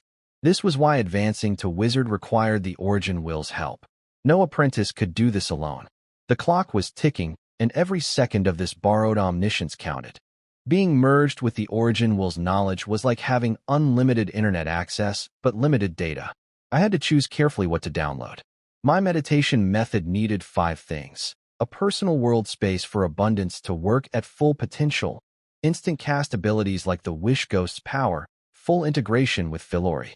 As my furnace flame, compatibility with all types of energy rather than just one, and above all, survival abilities that would keep me alive no matter what. I pulled knowledge from the origin will's vast archives and began building my method with its computational support. The star essence I'd chosen fused into my soul as the energy core for the new meditation runes. My life rank crossed the threshold. I was now a Morningstar Wizard. Then my system updated. Comprehension evolved into wisdom, no longer just memory and understanding, but the ability to read causality, see the essence of all things, and create entirely new knowledge through simulation. I could now learn just by observing the world around me. Abundance kept its name, but jumped from 1 to 10 times multiplier to 1 to 100, and I no longer needed to do things personally. A single thought could activate it on anything, even someone else's work. The system also changed how I get new tags. Beyond the rank-up draw, I could now generate tags tailored to my specific needs. My advancement tag was called Pioneer. Whenever I research something new, it shows me the correct direction, eliminating wasted time on dead ends. Combined with wisdom, I could master any field of knowledge effortlessly. I drew my random tag too, Star Candle. It places a fragment of my true spirit as an eternal flame in a dimension outside this world, severing all causal connections. If I'm ever killed, I resurrect wherever I choose among places I've visited, completely untraceable by my enemies unless we create new conflict. As long as I keep feeding it star energy, I'm essentially immortal. Finally, as my meditation method neared completion, I used abundance on it, quality boost. 77 times enhancement. The method I'd painstakingly designed with the origin wills helped transformed into something incomparably more refined and powerful than what I'd originally created. My journey as a Morning Star wizard was beginning with a foundation that would make even the most privileged wizards jealous. My new meditation method was extraordinary after the 77 times quality boost. I named it the Source Spirit Meditation Method. Instead of creating just a virtual inner world, it produced a semi-real world that drew energy from multiple dimensions, refined it into a new universal energy, and stored it. Philori burned as the world's core flame, growing stronger constantly. All my spell runes were integrated into the world's computational core, letting me instant cast everything. And the world had solid ground I could farm on. Perfect for abundance. The power of a Morning Star wizard was incredible. My star essence served as an inexhaustible energy reservoir. I could spam spells endlessly as long as I stayed within my output ceiling. The origin will teleported me straight back to the Furnace Wizard Academy the moment my method was complete. I suppressed my aura, planning to quietly head for the core region of wizard civilization. But the Academy's Radiant Moon Wizard, a second-rank wizard named Lane, detected my return instantly and sent an invitation. His residence looked like an ordinary villa from outside, but was far more impressive within. He introduced himself as the manager of this branch academy and flashed his radiant moon aura at me, either to prove himself or test my reaction. I didn't flinch. After experiencing Philori's concept-level power that surpassed Starfall wizards, a radiant moon's pressure was nothing. Lane tried to recruit me, dangling benefits for staying at this branch academy. He knew everything about my history here, my dealings with Old Charlie, the factions that tried to control me, my alchemy reputation. When subtle persuasion failed, he offered intelligence about the core region in exchange for staying. I declined. By wizard civilization rules, no faction can prevent a Morning Star wizard from traveling to the core region. Every academy ultimately serves the civilization's interests by producing strong wizards. I wasn't ready to retire in this backwater. We settled on a trade instead. I gave him 7 perfect-grade soul condensation potions for intelligence about the core region, plus 3 more as a personal gift of respect. Lane accepted with a hint of surprise. 10 potions was genuinely generous, and he began taking me more seriously as an investment worth watching rather than a resource to exploit. Lane gave me some final advice about the wizard magic network used for transactions in the core region, then sent me off. I traded with various academy factions for more intelligence, then chose my destination, Star Spirit World, in the Phantom Spirit Star domain of the core region. The moment I arrived, I felt the difference. I tested a fire spell that would have produced a basin-sized fireball back at the branch academy. Here it barely made a finger-sized flame. This was law suppression. The stronger the world, the more its established laws resist outside power. You either comprehend laws deeply enough to overcome it, or brute force through by burning more energy. That's exactly why the Star Essence system exists. It gives wizards massive energy reserves to push through suppression. A drone detected me as unregistered and guided me to an authentication hall. I completed identity verification, received a soulbound ID card for the Wizard Magic Network, and could now convert my assets into wizard currency for universal trading. Star Spirit World was breathtaking, a cyberpunk-style civilization of towering buildings and advanced technology. The world was strictly divided into inner and outer zones. Inner City was wizards only, with full service infrastructure. Outer City held everyone else, ordinary people, apprentices, and various supernatural professionals. I learned how advancement actually works for most people in wizard civilization. Families pool everything behind their most talented member. The whole clan takes up various supernatural professions, saves resources for generations. Then when the Origin will post exploration missions, they all go as support crew to help their chosen one earn enough world merit to advance. Someone like me, advancing alone from a remote branch academy, was extraordinarily rare. The most popular exploration target was the mechanic civilization's worlds. Technology-based worlds have a unique advantage. While their laws still suppress outside power like any other, technological creations can be mass-produced, and energy is easy to replenish. For family groups without deep individual power, bringing technology-based weapons and equipment into exploration missions was far safer than facing rule-kill judgments in bizarre worlds or spiritual energy requirements in cultivation worlds. This made TechPath Wizards the easiest route to advancement for average families. The reason I came to Star Spirit World was strategic. My source spirit meditation method had incredible foundations thanks to Abundance's 77 times quality boost, but that only built the ground floor. The actual building, production systems, energy infrastructure, knowledge, I had to construct myself. Tech civilization knowledge was the key. I needed to build a complete manufacturing system inside my personal world to generate resources and power. I learned how wizard currency works. Wizard coins contain pure magic power blessed by the civilization's origin through the concept of currency itself, making them unforgeable and universally usable regardless of law suppression. The Wizard Magic Network connects all core region worlds, allowing secure transactions with a 1% fee, plus knowledge authentication for free. Incredibly convenient. Star Spirit World's inner city was wizards only, protected by at least a 5th-rank crown wizard. Safe enough to settle in.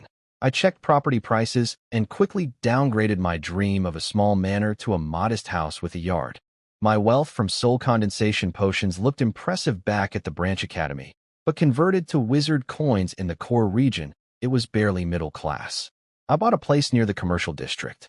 It came with standard wizard amenities, defensive arrays, spatially expanded research rooms, all requiring wizard coins to operate. Once I activated everything, I summoned Philori. She could freely change her size now, so she bounced around our new home as a basketball-sized bird, exploring every corner excitedly. I called out to Philori too. She emerged from the shadow looking tearful and guilty. I asked what was wrong.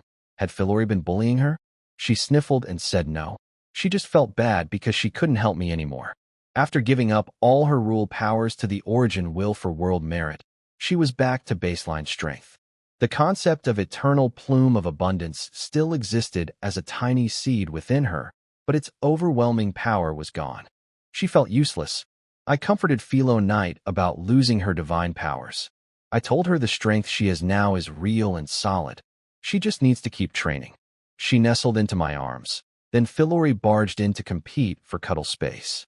Typical sisterly squabbling.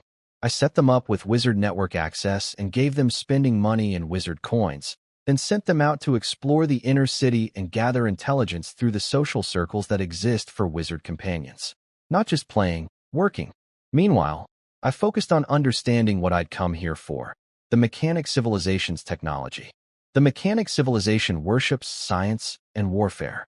Their origin believes constant conflict drives technological breakthroughs, so every world under their control is perpetually at war. Cold and ruthless, they use their entire population as fuel for civilizational advancement. Where wizard civilization has star essences, the mechanic civilization has mechanic cores, items that grant souls to technological creations, transforming them into true mechanic life forms. These aren't just upgraded machines. They're living beings with souls, and their greatest asset is computational power that scales with soul strength. That's how they command vast fleets and resist law suppression. Pure processing power overriding the laws of whatever world they're in. What I actually needed wasn't mechanic cores themselves, but soul source code, the byproduct of the computational process that generates those cores. Mechanic life forms use soul source code to strengthen their souls and boost their processing power. My source spirit meditation method's world core functions similarly to a mechanic core, so I could use soul source code to enhance my own computational abilities. The problem was that generating soul source code requires enormous computational power. I ran some quick calculations on what it would take to simulate even one soul model and realized my wizard coins wouldn't last long at all. The real solution would be to claim a small world or plane, build computational bases across it, and create the infrastructure to generate soul source code at scale. But that meant dealing with energy consumption, maintenance, and everything else that comes with running an industrial operation. My inner world was only about 1 square kilometer of real space. The rest was virtual, used for computational simulations. Building the massive processing bases I needed for soul source code generation inside, it wasn't feasible yet. I'd need an external world to set up proper infrastructure, but that would chain me to one location. I shelved the problem for now and focused on what I could do. Brewing upgraded potions and Philori's bloodline-specific source origin potions using wizard-grade recipes. Inside my personal world, I was basically a god, total control over every process. Alchemy became effortless. I sent Philori and Philonite out to explore the inner city and build connections. Philonite immediately retreated into Philori's shadow as a black antenna feather, claiming she needed to train to recover her concept power. Philori grumbled that her genius split soul was even lazier than she was. Philori wandered to the companion island, a social hub where wizards' pets and servants mingle as a way for wizards to indirectly scout each other. She met Kane, a robot butler serving a Morningstar wizard named Brandon. Kane was polite but subtly looked down on Philori when she proudly announced she was her master's mount. Butlers apparently outrank mounts in the status hierarchy. Philori noticed the social layers clearly. Kane and his type hung around the outer ring, networking for their masters among equals. The inner circle had mechanic life forms and powerful extraordinary beings, some at radiant moon level. The truly elite didn't bother with socializing here at all. Kane was an intelligent machine, not yet a true mechanic life form. He didn't have a mechanic core. He desperately wanted to become one and kept boasting about his capabilities, until another companion publicly roasted him about the time his master had to flee from actual mechanic life forms in a tech world. Philori, being Philori, walked straight up to the elite inner circle and cheerfully asked if she could join them. A mechanic life form asked what her qualifications were. It explained that entry required proof. The mechanic life form represented its master's wealth. The potion master's companions proved alchemical genius. The weaponsmiths proved crafting fame. The warriors proved battle glory. So, Philori, what do you have? Philori went to the elite circle on the companion island and was immediately challenged. A mechanic life form looked up my name, announced I was just a nobody Morningstar wizard from a backwater world with cheap housing, and dismissed us. And tiger-shaped companion named Wendy lectured Philori about what a real genius alchemist looked like. They told her to leave. Philori sat down alone, looking pitiful. Nobody would even talk to her. Then lunchtime came, and she pulled out her daily dose, a perfect-grade bloodline-specific source origin potion, and drank it casually. Every single companion in the area froze. The mechanic life forms instantly analyzed the bottle's energy signature and cross-referenced their databases. A perfect-grade specialized source origin potion, consumed as a daily routine like it was nothing. That level of alchemy, and that kind of lavish treatment for a companion meant serious wealth and talent. Wendy came over immediately, suddenly very friendly, complimenting my obvious genius and saying she'd been too hasty earlier. Philori turned her back at first, making them work for it. Then she played innocent and let Wendy lead her back to the elite circle. Everyone gave her welcome gifts. She reciprocated with perfect-grade beginner meditation potions for each of them, which made them even more enthusiastic. Philonite muttered from inside the shadow that the whole performance was transparent. Philori shot back that of course they knew. They just needed an excuse to change their minds.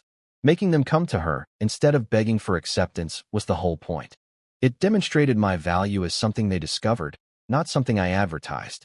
Meanwhile, I was in my research lab wrestling with real problems.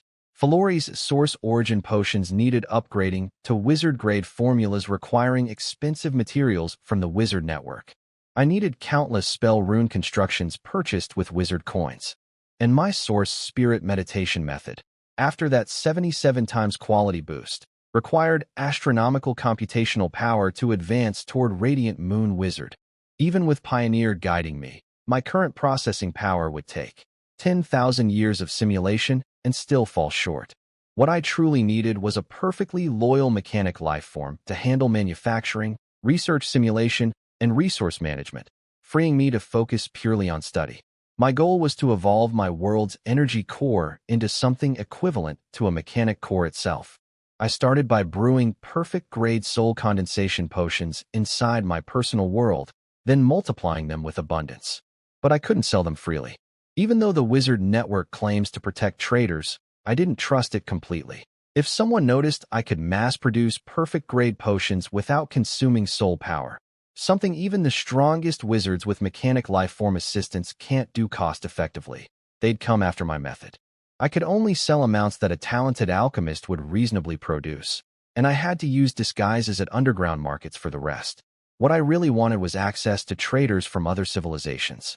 Those merchants don't ask where your goods come from. They only care if they're real.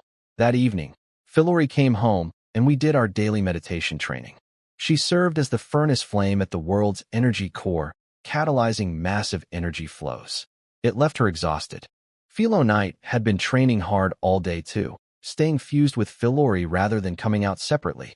Then Philori made an interesting suggestion while cuddling up for attention.